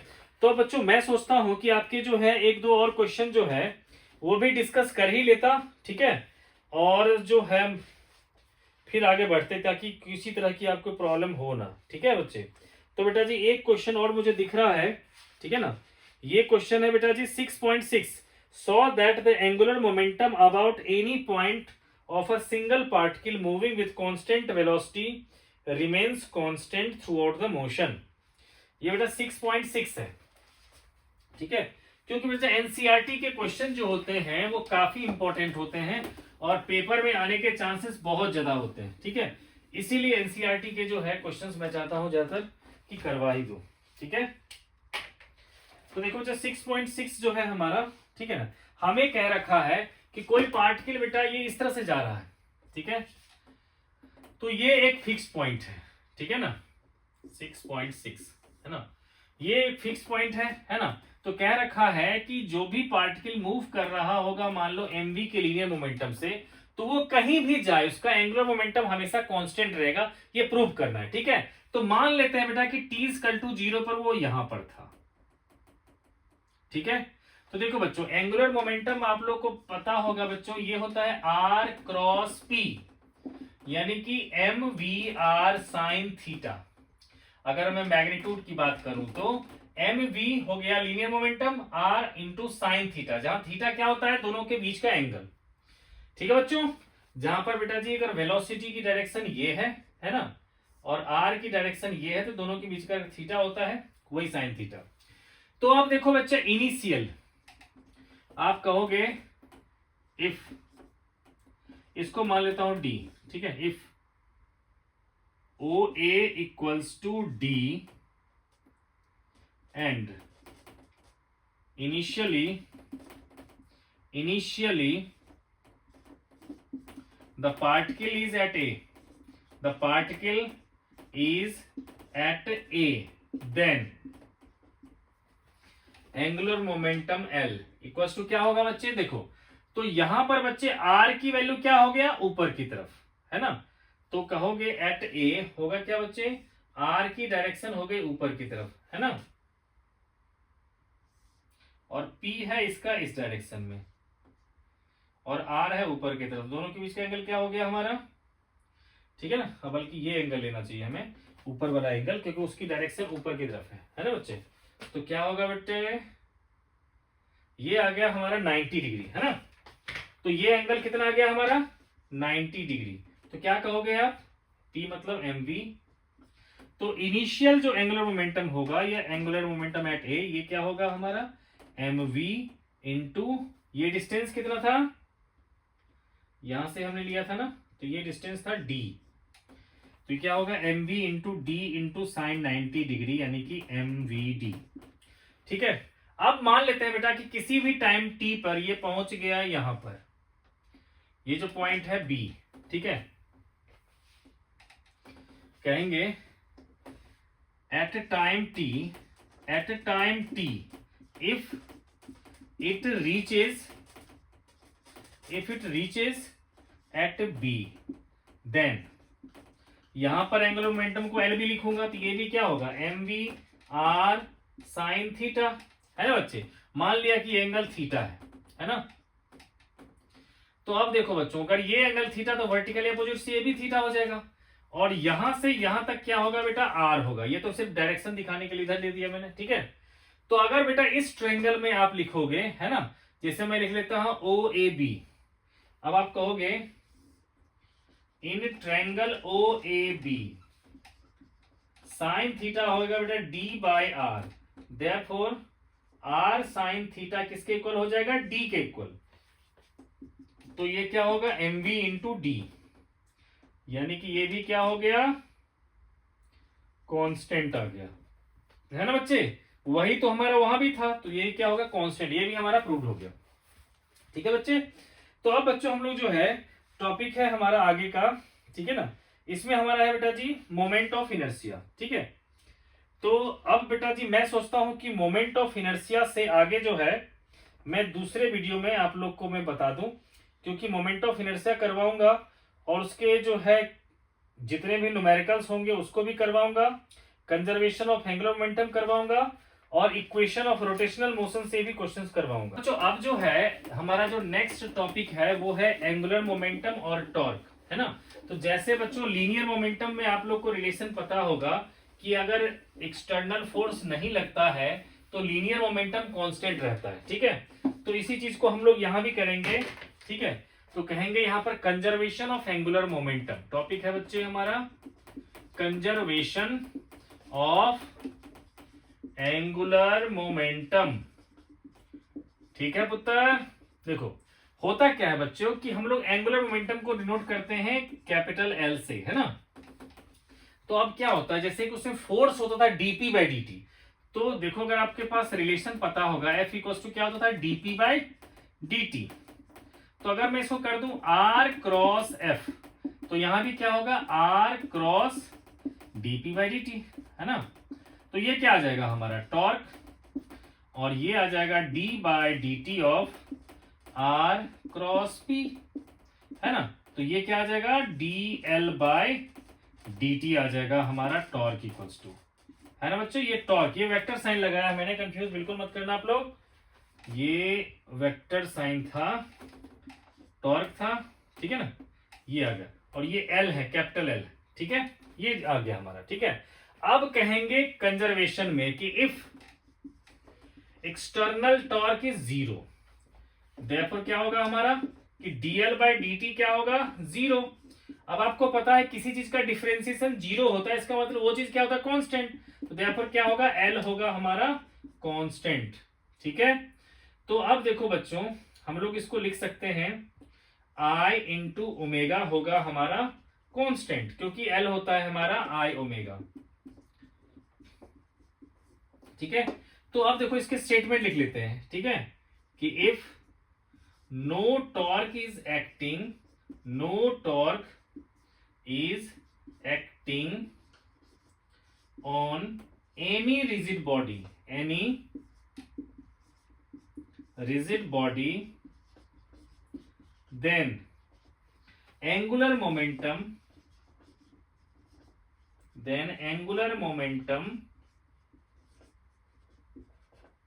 will be conserved, ठीक है बच्चों। तो देखो बच्चों इस पर ना थ्योरेटिकल क्वेश्चंस बहुत सारे आते हैं, ठीक है। तो बच्चों हम लोग उसको कर लेते हैं, जिसमें क्या होगा बेटा I इंटू ओमेगा क्या हो जाएगा हमारा कांस्टेंट, ठीक है। तो बच्चों पॉज करके आप लोग नोट डाउन कर लेना, ठीक है। अब देखो बेटा इसके कुछ एप्लीकेशन जो है इसको हम लोग डिस्कस करते हैं, ठीक है। तो देखो बच्चे इसके एप्लीकेशन जो है कुछ, ठीक है, जिसमें हम लोग करेंगे I ओमेगा होता है कांस्टेंट, इस पर बेस्ड, ठीक है। तो अब बच्चों क्या पूछा जाता है आपसे कि जो कोई भी अगर डांसर होता है, ठीक है, अगर अपनी हैंड्स को इस तरह से स्प्रेड कर लेता है तो उसकी स्पीड क्या होती है, एंगुलर स्पीड उसकी कम हो जाती है, और जैसे हैंड्स को फोल्ड कर लेता है तो उसकी स्पीड क्या होती है, बहुत ज्यादा बढ़ जाती है, ठीक है। तो ऐसा क्यों होता है, ठीक है बच्चों। तो आप कह सकते हो कि जब वो हैंड्स को स्प्रेड कर लेता है, पूरी तरह से खोल लेता है, तो उसमें क्या होता है, इसका देखो हमारी एक्सिस यहां से है, तो यहां से इसका डिस्टेंस बढ़ गया, है ना, इसलिए क्या हो गया, मोमेंट ऑफ इनर्शिया बढ़ गया। तो जहां पर हमारा मोमेंट ऑफ इनर्शिया बढ़ जाएगा वहां एंगुलर वेलोसिटी क्या हो जाएगा, कम हो जाएगा, ठीक है ना बच्चे। तो ये रीजन होता है पहला। दूसरा रीजन क्या है बच्चे कि कोई भी स्विमर्स के लिए कहा जाता है, ठीक है, कि जब कोई स्विमर अगर जंप करता है पानी में, ठीक है, तो पहले अपनी बॉडी को इस तरह से स्ट्रेट कर लेता है, और फिर जब ऊपर जाता है, ठीक है, तो फिर क्या करता है, अपनी बॉडी को फोल्ड करके 2-3 राउंड लगा लेता है, और फिर जब लैंड करने वाला होता है पानी में तो फिर क्या होता है, तब वो अपनी बॉडी को फिर से स्ट्रेट कर लेता है। तो ऐसा क्यों होता है ना। तो देखो बच्चों यहां पर मान लो पानी है, ठीक है, और यहां से कोई जंप किया, ठीक है, तो यहां से वो ऐसे जंप करता है और यहां पर अपनी बॉडी को वो फोल्ड कर लेता है, और फिर यहां पर आते आते वो क्या होता है, अपनी बॉडी को स्ट्रेट कर लेता है। तो इसको आप समझो, ठीक है। देखो बच्चे क्या है हमारा कि I इंटू ओमेगा होता है कांस्टेंट, है ना, तो I इंटू 2π/t भी हो गया हमारा कांस्टेंट, है ना। तो I, है ना, जो हो गया बेटा डायरेक्टली पोर्शन क्या हो गया t का, ठीक है। तो ये भी ध्यान रखना है और ये भी ध्यान रखना है, ठीक है। इससे और एक चीज क्या पता करना है हमें कि I is inversely proportional to omega. हमें दो चीज की यहां पे एक्सप्लेन कहोगे क्या, जब वो पर्सन जो है मैक्सिमम हाइट पे चला जाता है, ठीक है ना, जहां तक वो जा सकता है, तो अपनी बॉडी को जब फोल्ड कर लेता है तो उसकी मोमेंट ऑफ इनर्शिया बहुत ही कम हो जाती है, तो उससे एंगुलर वेलोसिटी क्या होगी, इसकी बढ़ जाएगी। तो कई राउंड वो अपना स्टंट दिखा सकता है कि देखो मैंने बॉडी को फोल्ड करके 3-4 बार में घूम भी गया, क्योंकि वहां मोमेंट ऑफ इनर्शिया कम है, इसलिए उसकी एंगुलर वेलोसिटी बढ़ जाएगी, तो 2-3 राउंड वो घूम जाएगा। लेकिन फिर जैसे वो लैंड करने वाला होता है वो अपनी बॉडी को बिल्कुल स्ट्रेट कर लेता है, क्यों, क्योंकि तब मोमेंट ऑफ इनर्शिया वो बढ़ाना चाहता है, ठीक है। तो जैसे मोमेंट ऑफ इनर्शिया बढ़ेगा उसका टाइम ऑफ लैंडिंग बढ़ जाएगा, ठीक है। तो क्या होगा, वो आराम आराम से वो पानी में उतरेगा, ठीक है। तो इसलिए क्या होगा, उसको चोट नहीं लगेगी, ठीक है बच्चों, क्लियर हो गया। इसी तरह से बच्चों जो है आपसे पूछा जाता है कि एक रॉ एग है और एक बॉइल्ड एग है, ठीक है, दोनों को क्या बिना तोड़े हुए कैसे बता सकते हो कि अब कौन सा रॉ है कौन सा बॉइल्ड है। तो दोनों को आपने सेम एंगुलर मोमेंटम दे दिया, रोटेट करवा दिया, है ना। तो अब क्या होगा बच्चे, ठीक है, कि जो रॉ है वो लिक्विड फॉर्म में है, तो उसमें जो मॉलिक्यूल्स है दूर दूर है, तो उसका मोमेंट ऑफ इनर्शिया क्या होगा, ज्यादा। ठीक है, तो उसको टाइम क्या लगेगा, ज्यादा, है ना, यानी कि वो ज्यादा देर तक घूमता रह जाएगा। ठीक है, क्लियर हो गया। लेकिन जो सॉलिड हो चुका होगा बॉइल्ड एग, ठीक है, उसका मोमेंट ऑफ इनर्शिया क्या हो जाएगा, कम। ठीक है, तो मोमेंट ऑफ इनर्शिया कम हो जाएगा तो थोड़ी देर में ही वो रुक जाएगा। ठीक है, उसका टाइम भी कम हो जाएगा। ठीक है, एक लास्ट और एक एग्जांपल बताता हूं कि पूछा जाता है कि जितने भी ग्लेशियर्स हैं, ठीक है ना, अर्थ के अराउंड जो है ग्लेशियर्स जो होते हैं, पहाड़ वहाड़ जो होते हैं बच्चों, है ना, तो ये ग्लेशियर अगर मेल्ट कर जाएंगे तो क्या होगा। ठीक है, तो क्या ड्यूरेशन ऑफ डे पे कोई इफेक्ट होगा। तो आप कह सकते हो कि देखो, अगर ग्लेशियर यहां पर है तो अर्थ के सेंटर से इतने डिस्टेंस पे है, अगर मेल्ट कर जाएंगे तो मान लो कि वो इस तरह से आ गए या फिर ये आ गए, है ना, पानी बन गया, है ना, तो क्या होगा बच्चे कि आर जो था पहले इनिशियल ये था, बाद में आर क्या हो जाएगा, फाइनल कम हो गया। तो जब मोमेंट ऑफ इनर्शिया हमारा कम हो जाएगा तो ड्यूरेशन ऑफ डे भी क्या होगा, कम हो जाएगा, है ना बच्चे। कहोगे कि सर मोमेंट ऑफ इनर्शिया कम होगा तो एंगुलर वेलोसिटी बढ़ जाएगी अर्थ की, यानी कि अर्थ अपने एक्सिस पर ज्यादा तेजी से घूमने लगेगा, उससे क्या होगा कि ड्यूरेशन ऑफ डे क्या होगा, कम होगा। ठीक है बच्चों, तो ये सारा था बच्चों कंजर्वेशन ऑफ एंगुलर मोमेंटम पे रिलेशन। अब चलते हैं हम लोग मोमेंट ऑफ इनर्शिया। ठीक है, तो देखो बच्चे, जो मोमेंट ऑफ इनर्शिया है उसका वही रोल है इस रोटेशनल मोशन में जो रोल होता है मास का किसी ट्रांसलेशन मोशन में। ठीक है, तो अब हम लोग बात करते हैं बच्चे, टॉपिक है हमारा मोमेंट ऑफ इनर्शिया। ठीक है, तो देखो बच्चों, पहले हम लोग जो है एक रिजिड बॉडी ले लेते हैं। ठीक है, इसका एक्सिस ये हुआ, यहां से मान लो r1 डिस्टेंस पे कोई m1 है जो कि मान लो ये v, यहां पर मान लेते हैं ये पूरी तरह से घूम रहा है, ये एंगुलर वेलोसिटी ओमेगा से, तो यहां पर इसकी स्पीड है बच्चे v1। यहां लिया मैंने r2 डिस्टेंस पे कोई जो था उसकी वेलोसिटी थी v2, मास था m2। इसी तरह से m3 था मास इसका और इसकी वेलोसिटी क्या थी, v3। तो आपको कहूंगा मैं कि टोटल एंगुलर मोमेंटम, तो कहोगे आप m1 v1 r1 plus m2, है ना, v2 r2 plus m3 v3 r3, इस तरह से लिखते चले जाओगे आप। तो ये क्या होगा, m1। अब देखो v को लिखोगे आप ओमेगा इंटू r1, क्योंकि एंगुलर वेलोसिटी सबका सेम ही होगा, सिर्फ डिस्टेंस ज्यादा होने के कारण क्या है कि ये वेलोसिटी अलग अलग हो रहा है, that into r1 plus m2 omega r2 into r2, है ना, plus m3 omega r3 into r3, है ना बच्चे। तो क्या होगा, m1 r1 square plus m2 r2 square plus m3 r3 square, है ना, सबके साथ बाहर में आ गया ओमेगा, ये होता है l। फिर कहोगे आप बट, अभी अभी हमने बताया था बच्चों l क्या होता है हमारा, i इंटू ओमेगा, है ना। देयरफॉर क्या हो जाएगा हमारा कि मोमेंट ऑफ इनर्शिया क्या हो जाएगा हमारा, m1 r1 का स्क्वायर m2 r2 का स्क्वायर प्लस m3 r3 का स्क्वायर एंड सो ऑन, है ना। तो मोमेंट ऑफ इनर्शिया को मैं चाहूं तो ऐसे लिख सकता हूं, i इक्वल्स टू 1 से लेकर के n तक mi ri का स्क्वायर, है ना बच्चों, यानी कि m1 r1 square m2 r2 square something इस तरह सबको ऐड करते चले जाएंगे तो ये आ जाएगा मोमेंट ऑफ इनर्शिया। ठीक है बच्चों, ये तो आपको समझ में आ गया कि मोमेंट ऑफ इनर्शिया कैसे निकालेंगे। ठीक है, अब देखो बच्चे, आपको छोटा मोटा क्वेश्चन दे रखा होगा, ठीक है, तो उसको कैसे हम लोग सॉल्व कर सकते हैं। ठीक है, लेकिन उससे पहले बच्चों मैं चाहता हूं, ठीक है, कि आपको कुछ जो है एक थ्योरम है उसके बारे में बता दूं। ठीक है, क्योंकि देखो बच्चों क्या है कि ये आप लोग का जो है ना डेरिवेशन दिया नहीं है इस ईयर में। ठीक है, तो मैं सिर्फ उसका एप्लीकेशन बता देता हूं। ठीक है, जिसमें से आता है पैरेलल एक्सिस थ्योरम और दूसरा आता है परपेंडिकुलर एक्सिस थ्योरम। ठीक है ना, तो किसी का कोई बेटा प्रूफ दे नहीं रखा है इसमें। ठीक है, तो फिर मैं भी जो है उसका प्रूफ करवा नहीं रहा हूं मैं। ठीक है, बस बता देता हूं थोड़ा सा कि किस तरह से काम करता है। देखो बच्चे, क्या होता है, पहला है हमारा perpendicular axis theorem, perpendicular axis theorem. तो ये क्या कहता है बच्चे, ये कहता है कि अगर कोई भी ऑब्जेक्ट, जैसे मान लो बेटा ये ले लिया मैंने, ठीक है, अगर कोई ऑब्जेक्ट जैसे रिजिड बॉडी, ये डिस्क ही है मान लो, ठीक है, कह रखा है इसके एक डायमीटर के अबाउट मोमेंट ऑफ इनर्शिया मान लो I1 है या IX है, वाई एक्सिस के लॉन्ग की डायमीटर का मोमेंट ऑफ इनर्शिया है IY, तो जो जेड एक्सिस के लॉन्ग जो एक्सिस होगा, जो इन दोनों के परपेंडिकुलर होगा, उसके अबाउट मोमेंट ऑफ इनर्शिया जो होगा वो इन दोनों के सम के बराबर होगा। ठीक है, यानी कि बच्चे कहीं पर अगर हम लिख देंगे, इधर है हमारा IX, इधर है हमारा IY, जैसे कि ये m मास है ना, r डिस्टेंस पर, है ना बच्चे, जैसे मान लो ये y हो गया, ये x हो गया, है ना। ठीक है बच्चे, तो कहोगे कि IZ हो जाएगा हमारा IX प्लस IY, है ना बच्चों। क्यों हो जाएगा बच्चों, चाहो तो देख सकते हो कि बेटा IX क्या होगा m into Y square, IY क्या होगा बच्चे m इंटू एक्स स्क्वायर। तो दोनों को जब हम ऐड करेंगे तो एक्स स्क्वायर, देखो अगर ये x है तो ये भी x ही होगा, है ना। तो X square plus Y square क्या होगा, आर स्क्वायर के इक्वल, यानी कि IZ के इक्वल। ठीक है, आप कहोगे सर इसका यूज कहां होता है, तो समझाता हूं मैं अभी।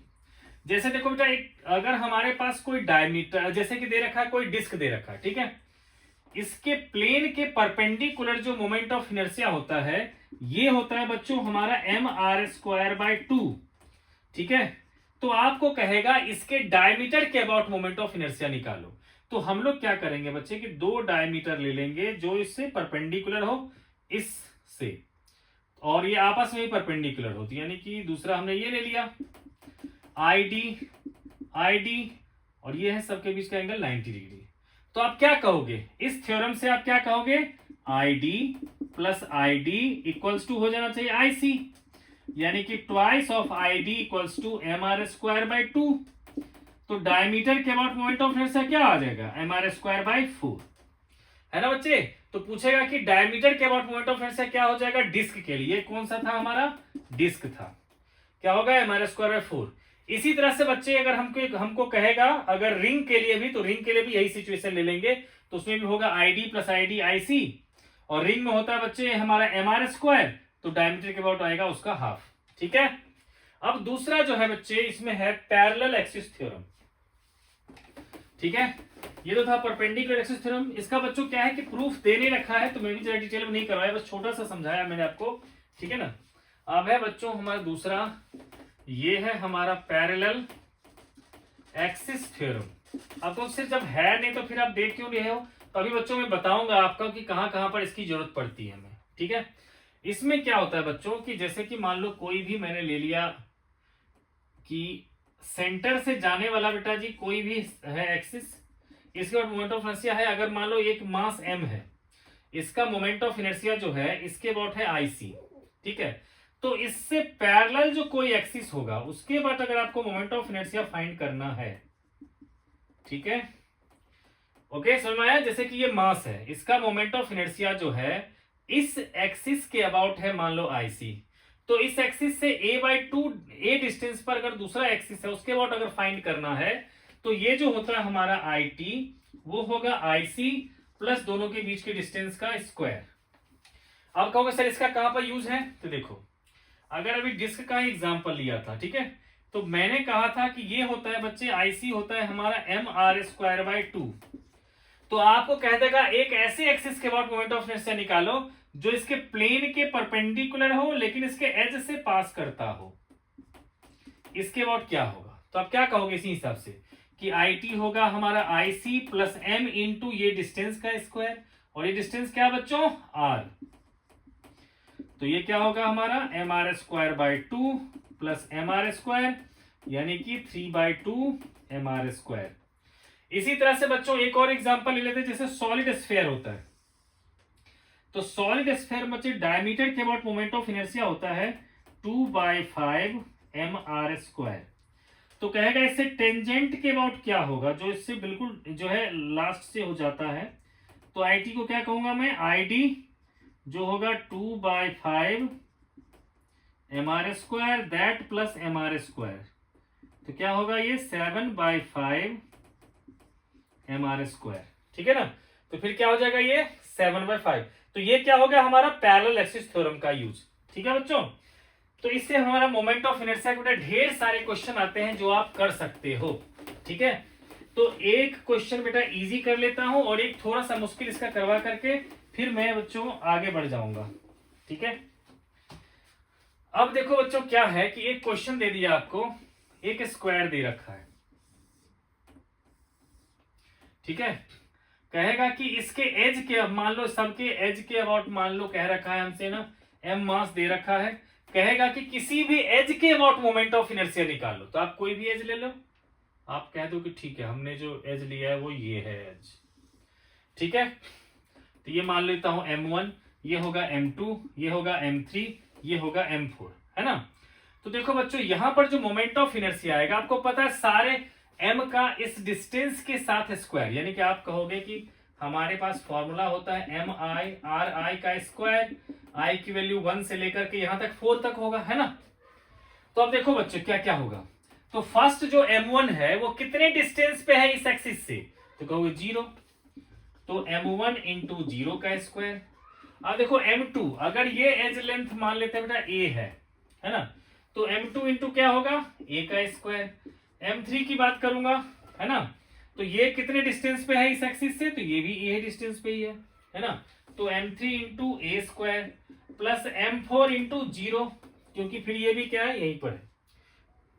तो ये आ जाएगा बच्चों मोमेंट ऑफ इनर्शिया। ठीक है, अब ये तो समझ में आ गया बच्चों, ये इजी था। अब इसी में थोड़ा सा मुश्किल मैं कर देता हूं। ठीक है, थोड़ा मुश्किल करने का मतलब ये है बच्चे, ठीक है, कि अगर मान लो यहां पर मैंने ले लिया सॉलिड स्फीयर, ठीक है, ये भी ले लिया सॉलिड स्फीयर, ये भी ले लिया सॉलिड स्फीयर। ठीक है, और ये हमारा जो है इस तरह से दे रखा है।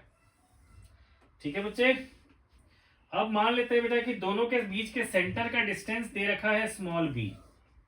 ठीक है, ये डिस्टेंस भी मान लो हमें दे रखा है स्मॉल b। ठीक है, तब कहेगा अगर आपको कि एक इसके एज के अबाउट फाइंड करो। ठीक है ना बच्चे, ये भी b है, ये भी b है। ठीक है, तो आप कहोगे ठीक है हमने ले लिया ये वाला एक्सिस, है ना, और ये सब क्या है सॉलिड स्फीयर है। ठीक है ना बच्चे, क्या है सॉलिड स्फीयर, जिसका बेटा डायमीटर के अबाउट क्या होता है 2/5 mr²। ठीक है, तो देखो बच्चों ये जो एक्सिस है वो इन दोनों के लिए किस तरह से बिहेव करेगा, बिल्कुल डायमीटर की तरह बिहेव करेगा, है ना। मान लेते हैं इसका मास m1 है। ठीक है बच्चों, तो देखो अगर मान लो बच्चे इसके अबाउट हम मोमेंट ऑफ इनर्शिया निकालेंगे, तो ये तो एक्सिस इसी से पास कर रहा है, तो इसके लिए सिर्फ डायमीटर की तरह बिहेव करेगा। तो इसके लिए अगर मोमेंट ऑफ इनर्शिया I1 लिखूं तो वो क्या होगा सिर्फ 2/5 mr²। ठीक है, लेकिन इसके लिए मान लो सेकंड ले लिया, इसको फर्स्ट लिखा, सेकंड लिखा, इसको थर्ड लिखा, है ना, और इसको लिखा मैंने 4।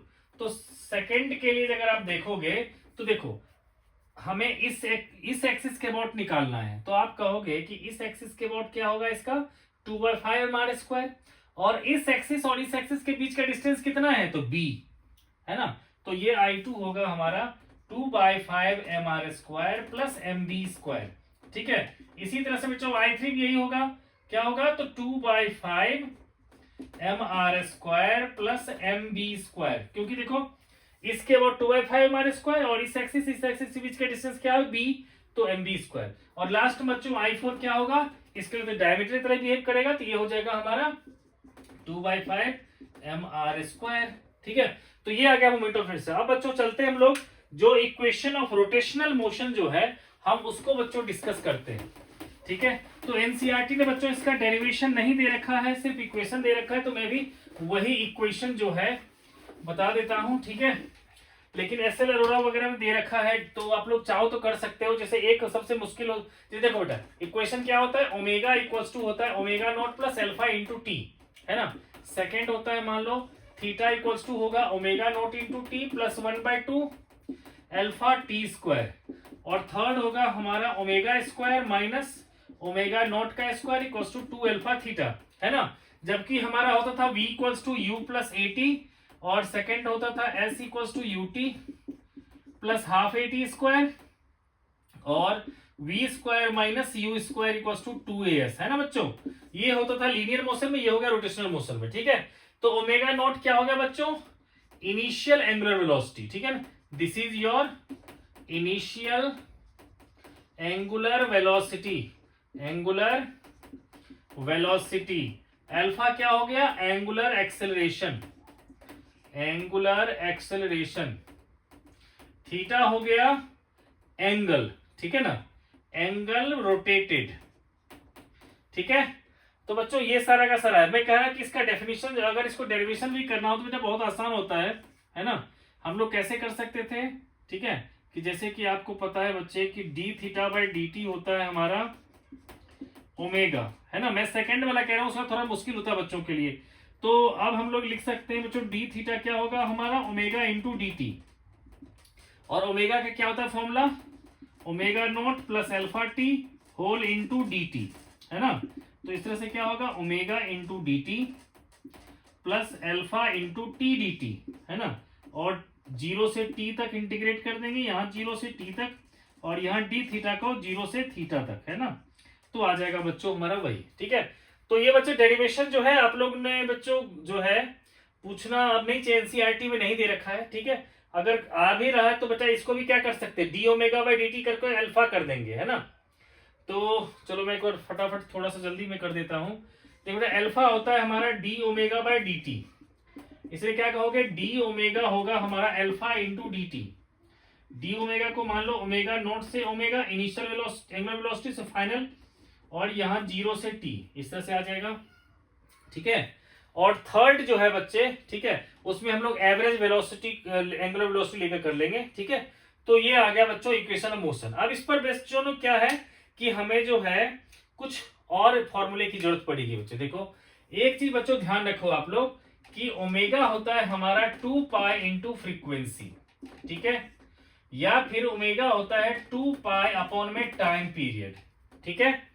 तीसरी बात कि अगर हमें टॉर्क दे रखा होगा तो टॉर्क होता है आई इंटू अल्फा, ठीक है। हमें इन तीनों फॉर्मूले की भी जरूरत पड़ेगी, ठीक है बच्चों। और चौथा फॉर्मूला है जो देखो क्या होता है बच्चों कि सर्कुलर मोशन में भी बच्चों आप लोगों ने पढ़ रखा है ना, कि अगर ये एंगल है थीटा और ये डिस्टेंस है एस और ये है आर, तो एस हो जाएगा हमारा आर थीटा, इसको डिफरेंशिएट करेंगे तो v इक्वल्स टू क्या होगा आर ओमेगा। तीसरा कि लीनियर एक्सेलरेशन होगा आर इंटू अल्फा, ठीक है। तो बच्चों क्या हो गया हमारा, 3 इक्वेशन हो गए ये, है ना, और बच्चों ये 3-4 इक्वेशन हो गया, ठीक है। इन सबको यूज करके हम लोग जो है इसके जो क्वेश्चंस कर सकते हैं, ठीक है। तो एक एनसीईआरटी का क्वेश्चन लेता हूं, ठीक है।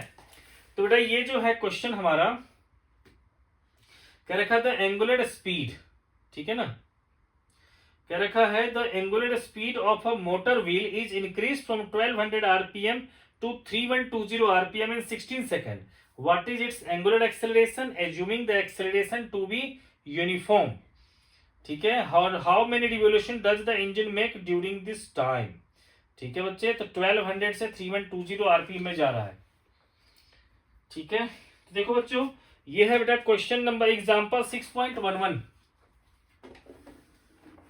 तो देखो बहुत ही आसान क्वेश्चन है। देखो बच्चों अगर आरपीएम दे रखा होता है तो इसका मतलब हो गया रोटेशन पर मिनट, है ना, जबकि हमें फ्रीक्वेंसी में क्या होता है, रोटेशन पर सेकेंड। तो इसमें कह रखा है बच्चे ये है 6.11, इसमें इनिशियल फ्रीक्वेंसी दे रखा है 1200 आरपीएम। तो बच्चों जब भी आरपीएम देगा तो इसका मतलब होगा रोटेशन पर मिनट, मतलब 60 सेकंड में इतनी रोटेशन है। लेकिन फ्रीक्वेंसी क्या होता है, 1 सेकंड में कितना होगा रोटेशन। तो ये इसको क्या करेंगे हम लोग 1200 बाई 60 यानी क्या आ जाएगा 20 रोटेशन पर सेकंड, ठीक है। अब देखो एफ फाइनल ये है बच्चे 3120 आरपीएम। तो हमेशा की तरह क्या करेंगे बच्चों, इसको 60 से डिवाइड कर देंगे तो आ जाएगा आरपीएस, 1 से 1 कैंसिल हो गया, ठीक है। 6 से करोगे 5 2 तो कितना आ गया 52 आरपीएस, है ना।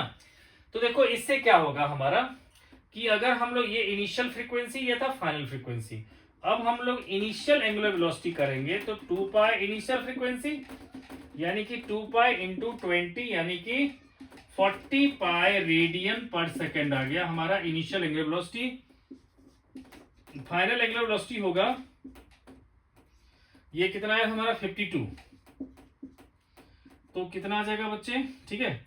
इसको लिखूंगा 2 इंटू 22/7 इंटू 50, अच्छा 52 है तो रहने देते हैं इसको, 2 पाई के फॉर्म में भी रहने देते हैं, ठीक है। क्यों, मुझे लगा 56 है, ठीक है। तो बच्चे क्या है कि इसको पाई के टर्म्स में ही रहने देंगे, है ना। 2 पाई इंटू 52 है ना, तो क्या आ जाएगा ये 104, यानी कि 104 पाई रेडियन पर सेकेंड। तो इनिशियल एंगुलर वेलोसिटी मिल गया हमारा, जिसको ओमेगा नॉट भी कह सकते हैं हम लोग, और ओमेगा ये हो गया हमारा, ठीक है। तो आपसे क्या पूछ रहा है, एंगुलर एक्सेलरेशन, और टाइम लग रहा है 16 सेकेंड, और टी दे रखा है बच्चों 16 सेकेंड, है ना। तो अभी देखो आपको ओमेगा नॉट पता है, विच इज कितना है बच्चे, इनिशियल आया था 40 पाई रेडियन पर सेकेंड। ओमेगा फाइनल आ गया आपका 104 पाई रेडियन पर सेकेंड, और टी दे रखा है 16 सेकेंड। तो आपसे पूछ रहा है अल्फा, तो अल्फा क्या होगा बच्चों, फर्स्ट इक्वेशन ऑफ मोशन से omega minus omega not by T, by क्या हो जाएगा टी, क्योंकि बच्चों क्या होता है रिलेशन हमारा, omega equals to omega not plus alpha into T. तो देखो ओमेगा निकल चुका है हमारा 104 पाई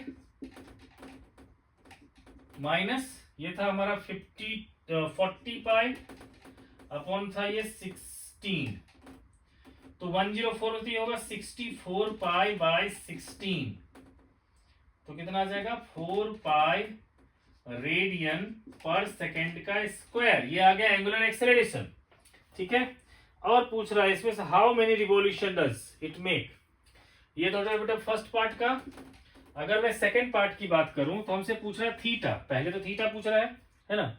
तो आप कह सकते हो कि थीटा होता है हमारा omega square minus omega naught का स्क्वायर बाय 2 अल्फा, उससे थीटा निकल जाएगा पहले, तो ओमेगा कितना था बच्चे 104 पाई का स्क्वायर माइनस 40 पाई का स्क्वायर बाय 2 इंटू आ गया 4 पाई, ठीक है। तो इतना आ जाएगा बच्चों रेडियन, ठीक है। थीटा फिर कहोगे number of revolution, number of revolution जो होगा हमारा, है ना, वो कितना हो जाएगा थीटा बाय 2 पाई करेंगे तो आ जाएगा नंबर ऑफ रिवॉल्यूशन, ठीक है बच्चों। तो ये था बेटा जी, इस पर रिलेटेड ढेर सारे क्वेश्चंस हो सकते हैं, ठीक है। तो अब बेटा जी आगे है हमारा कि वर्क डन बाय टॉर्क, ठीक है। एक छोटा सा नन्हा सा डेरिवेशन दे रखा वर्क डन बाय टॉर्क, ठीक है। तो ये पहले तो नहीं था टॉपिक में, अभी आया है ये, तो इसको हम लोग बेटा जी 2 मिनट में खत्म कर देते हैं। किसी टॉर्क के कारण वर्क डन जो है वो कितना होगा और कैसे इसको निकालेंगे, ठीक है। तो देखो बच्चों हम लोगों ने लेट कर लिया कि कोई भी ऑब्जेक्ट है, ठीक है। मान लो बच्चे वो आर पोजीशन पे है ना, और उस पर जो हमने छोटा सा वर्क डन किया जिसके कारण इसकी जो पोजीशन हो गई एंगुलर पोजीशन वो डी थीटा से शिफ्ट हो गई, ठीक है। तो बच्चे जो है मैं ये कहूं कि ये था आर और ये था हमारा आर प्लस डी आर, है ना, ओके। तो आप कह सकते हो कि ये क्या हो गया हमारा डी आर, ठीक है। अब आप कहोगे कि डी डब्ल्यू होता है एफ इंटू डी आर, है ना, एफ डॉट डी आर, यानी कि F D R cos theta, ठीक है बच्चों। अब देखो हम लोग जो है बच्चे यहां पर देखो मैं बेसिकली बच्चे इसकी बात कर रहा हूं डी आर। अब देखो डी आर को अगर आप कोई चाहे, है ना, तो कहीं पर ना बच्चे देखो सर्कुलर आर्क अगर आपको कहीं दे रखा है, ठीक है, तो ये है डी थीटा, ठीक है, ये है मान लो डी आर और ये है आर, ठीक है बच्चे। तो डी थीटा क्या होगा हमारा डी आर बाय आर, इसलिए डी आर क्या होगा आर इंटू डी थीटा। तो यही चीज मैं यहां पुट कर देता हूं, तो क्या होगा एफ इंटू आर इंटू, ठीक है बच्चे, एफ इंटू आर इंटू, ठीक है, और ये हो गया हमारा cos theta into D theta, ठीक है। तो अब है हमारा वर्क डन बाय टॉर्क, है ना। तो देखो बच्चों अभी हमने टॉर्क का जो एक्सप्रेशन निकाला था उसमें क्या था कि जो पार्टिकल था वो थीटा एंगल बना करके जो था किसी पॉइंट पर था और हमने फोर्स लगा दिया उस पर कुछ इस तरह से, जिसके कारण ये एफ से रोटेट करके कुछ यहां तक चला गया है वो, ठीक है। तो इसका टेंजेंट जो है मान लो ये है ना, ये पूरा का पूरा एंगल क्या होगा 90 डिग्री, ये पूरा होगा 90 डिग्री। देखो ये था एंगल हमारा फाई और ये एंगल था हमारा अल्फा, है ना। तो अब ऐसे सिचुएशन देखो, इस दोनों के बीच का एंगल यानी कि ये होगा हमारा सिर्फ फाई, ठीक है ना। और इसको हमने ले लिया बच्चे कि देखो ये ले लिया छोटा सा हमारा अल्फा, है ना। ओके ना बच्चे, देखो इसका परपेंडिकुलर ये और इसका परपेंडिकुलर ये, कि दोनों के बीच का एंगल क्या होगा अल्फा, ठीक है बच्चे। ये डायग्राम में लग रहा है आपको 90 डिग्री जैसा, लेकिन आप ये सोच के चलो कि हमारा जो कुछ इस तरह से है, ये ऐसा था और ये एफ ऐसा था, तो ये एंगल है अल्फा, ठीक है। तो ये कुछ इस तरह से है। तो बच्चों क्या होगा हमारा कि आप कहोगे कि वर्क डन जो होगा हमारा, ठीक है ना, तो वर्क डन जो होगा बच्चे, वर्क डन क्या होगा F into D R, D W को क्या लिखेंगे F into D R into, ठीक है। ये जो होगा बच्चे डी आर और फोर्स के बीच का एंगल यहाँ क्या है कॉस फाई, कॉस फाई, है ना। जो नेक्स्ट में लिखेंगे F D R cos 90 degree minus alpha, क्योंकि देखो बच्चों अल्फा प्लस कह सकते हो सिंस फाई प्लस अल्फा क्या है हमारा 90 डिग्री, है ना। तो इससे आ जाएगा हमारा F into D R into sine alpha, ठीक है। अब देखो बच्चों ये है हमारा डी आर, है ना, और ये है हमारा आर, और ये एंगल है डी थीटा, है ना। तो अब डी आर को चाहो तो लिख सकते हो F into R into D theta into sine alpha. अब देखो एफ आर साइन अल्फा मिलके हो जाता है टॉर्क, तो डेथ इंटू डी थीटा, यानी कि आ गया टॉर्क इंटू डी थीटा, आ गया हमारा डी डब्ल्यू का रिलेशन, यानी कि वर्क डन आ गया हमारा टॉर्क इंटू डी थीटा का रिलेशन, ठीक है बच्चे। तो मेरे ख्याल से बच्चों क्लियर हो गया होगा आपको, ठीक है ना। इसमें बच्चे बस ये है कि अल्फा लग रहा है आपको 90 जैसा लिख रहा है, लेकिन आप सोचो कि इस तरह से है, ठीक है। ओके बच्चे, अब जो है बेटा जी इस पर जो है आगे का जो हमारा टॉपिक है, ठीक है ना, उसमें बेटा कुछ न्यूमेरिकल दे रखे हैं इस पर बेस्ड, ठीक है, जिसमें कि एक काफी इंपॉर्टेंट है क्वेश्चन, तो मैं वो डिस्कस कर लेता हूं। वो है एग्जाम्पल नंबर, एक मिनट बच्चे निकालता हूं, ये रहा बेटा एग्जाम्पल है 6.12, ठीक है ना। ये बहुत ही प्यारा क्वेश्चन है ये, ठीक है। तो बच्चे ये जो है 6.12 हम लोग कर लेते हैं, फिर आप लोग को बच्चे जो है वीडियो को एंड कर दूंगा, बस 6.12 क्वेश्चन कर लेते हैं, ठीक है। तो देखो बच्चे इसमें जो कह रखा है क्वेश्चन में, अ cord of negligible mass is wound around the rim of a flywheel of mass 20 kg and radius 20 centimeter. A steady pull of 25 Newton is applied on the cord as shown in the figure. The flywheel is mounted on the horizontal axis on frictionless bearing. Compute the angular acceleration of the wheel. Find the work done by the pull. ठीक है, देखो ये है question number 6.12। देखो कुछ इस तरह से हमारा जो है ना फ्लाईव्हील दे रखा है, ठीक है, और उसमें मान लो रस्सी बंधा हुआ है, ठीक है, इसके साथ रस्सी बंधा हुआ है ढेर सारा, ये धागा मान लो बंधा हुआ है ना। अब कह रखा है कि इस धागे को जो खींच रहा है वो है फोर्स एफ जो है 25 न्यूटन, और इसकी जो रेडियस दे रखी है वो रेडियस दे रखा है कितना हमारा, तो 20 सेंटीमीटर, ये दे रखा है बच्चे 20 सेंटीमीटर, ठीक है। और इसका मास दे रखा है 20 केजी, इसका मास दे रखा है 20 केजी, ठीक है, और फोर्स 25 न्यूटन है, ठीक है ना। और ये 2 मीटर तक नीचे खींच देता है। अगर मान लो ये खींच दिया इसको 2 मीटर तक नीचे, तो हमसे क्या क्या पूछ रहा है, फर्स्ट पूछ रहा है कंप्यूट द एंगुलर एक्सेलरेशन, हमसे पूछ रहा है बच्चे अल्फा निकालो, दूसरा में पूछ रहा है हमसे वर्क डन निकालो, है ना, तीसरा में पूछ रहा है कि find also the kinetic energy on wheel at this point, ठीक है, और compare answer in the part B and C, ठीक है। तो हमसे कह रखा है कि काइनेटिक एनर्जी निकालो जबकि वो स्टार्ट से चलना शुरू करता है। तो देखो बच्चों यहां पर जो है बच्चे कि ये जो जब भी हमारे इसके सॉल्यूशन देखते हैं, यहाँ पर आंसर लिखते हैं, जब भी कोई ऐसा व्हील देखा होगा, है ना, इसमें बच्चे अगर ये धागा या जो भी रस्सी है ये ऐसे फोर्स लगा रहा होगा, और ये है अगर आर, तो टॉर्क कितना लगेगा हमारा एफ इंटू आर, क्योंकि आपको पता है एक्सिस ऑफ रोटेशन ये है, टॉर्क क्या होता है? Force into perpendicular distance between the axis of rotation and line of action of force, है ना। तो क्या करेंगे बच्चे, टॉर्क कहेंगे हम लोग F इंटू आर, पहला रिलेशन। लेकिन टॉर्क होता है बच्चे, बट टॉर्क क्या होता है हमारा, I इंटू एल्फा, है ना। तो इन दोनों को हम लोग इक्वेट कर देंगे, ठीक है ना।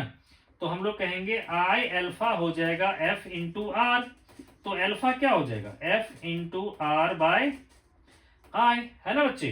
तो बच्चे यहां पर देखो हमें F दे रखा, देयरफॉर एल्फा क्या हो जाएगा, F दे रखा है 25 न्यूटन और R दे रखा है हमारा 0.2 मीटर। और देखो I क्या होता है, mr², तो मास कितना है 20 और रेडियस है 0.2 का स्क्वायर, है ना बच्चे। तो देखो यहां पर आ जाएगा हमारा 5 अपॉन में, देखो ये होगा 0.04, ठीक है ना। तो ये हो जाएगा हमारा 0.80 के करीब आ जाएगा, ठीक है। तो 20 इंटू जो है हमारा 4 इंटू 10⁻², है ना, तो करीब यही आ जाएगा, ठीक है। तो देखो इसको मैं चाहूं तो ऐसे लिख सकता हूं, तो पॉइंट को हटा दिया तो 1 0 से 1 0 कैंसिल, है ना। तो क्या होगा 50/8, यानी कि अगर हम करें तो 8 6 48 बचा 2, ठीक है। तो 6.25 के करीब आ जाएगा हमारा रेडियन पर सेकेंड स्क्वायर, ठीक है बच्चे। ये तो आ गया फर्स्ट पार्ट, ठीक है। अब सेकेंड पार्ट जो है बच्चे, है ना, इसमें हमसे कह रखा वर्क डन निकालने के लिए। तो देखो बच्चे, अगर आपको दिख रहा है यहाँ पर कि फोर्स लग रहा है इस डायरेक्शन में, डिस्प्लेसमेंट भी हो रहा है हमारा इसी डायरेक्शन में, तो वर्क डन क्या कहोगे, F इंटू डी एस। तो फोर्स है हमारा 25, डिस्टेंस है 2 मीटर, तो कितना हो जाएगा 50 जूल, ठीक है। तीसरी बात बच्चे, देखो हमेशा जो होता है वर्क डन जो होता है वो होता है delta kinetic energy, work energy theorem से। तो इनिशियल काइनेटिक एनर्जी उसका जो था रेस्ट में था, है ना। तो फाइनल काइनेटिक एनर्जी हमें निकालना है, तो कहोगे कि 50 जूल इक्वल्स टू क्या होगा, final kinetic energy minus initial kinetic energy, और इनिशियल काइनेटिक एनर्जी क्या है 0, इसलिए काइनेटिक एनर्जी फाइनल कितना होगा 50 जूल, है ना। तो काइनेटिक एनर्जी फाइनल हो जाएगा हमारा बच्चे 50 जूल, ठीक है। तो ये भी हमारा जो है आ गया बच्चे, ठीक है। तो अब बच्चे इसके अलावा जो है एंगुलर मोमेंटम कंजर्वेशन वाला दे रखा है, जो मैंने आप लोग को पहले ही करवा दिया था, जिसमें से कि कोई डांसर जो है अपनी जो है हैंड्स को फोल्ड कर लेता है तो उसकी स्पीड बढ़ जाती है, ठीक है ना। तो इस सब टाइप का बच्चे क्वेश्चन है, ठीक है। तो बच्चे अब जो है इससे रिलेटेड मैंने सारा टॉपिक करवा दिया एनसीईआरटी से। फिर भी अगर आप लोग को किसी तरह का हेल्प चाहिए तो बच्चों आप लोग कमेंट बॉक्स में कहना, जरूरत पड़ेगी एक्सरसाइज करवाने की तो एक्सरसाइज करवा दूंगा, और भी कोई डाउट होगा तो मैं उसको लूंगा बच्चों, ठीक है। तो मिलते हैं आपसे नेक्स्ट वीडियो में। Thanks for watching.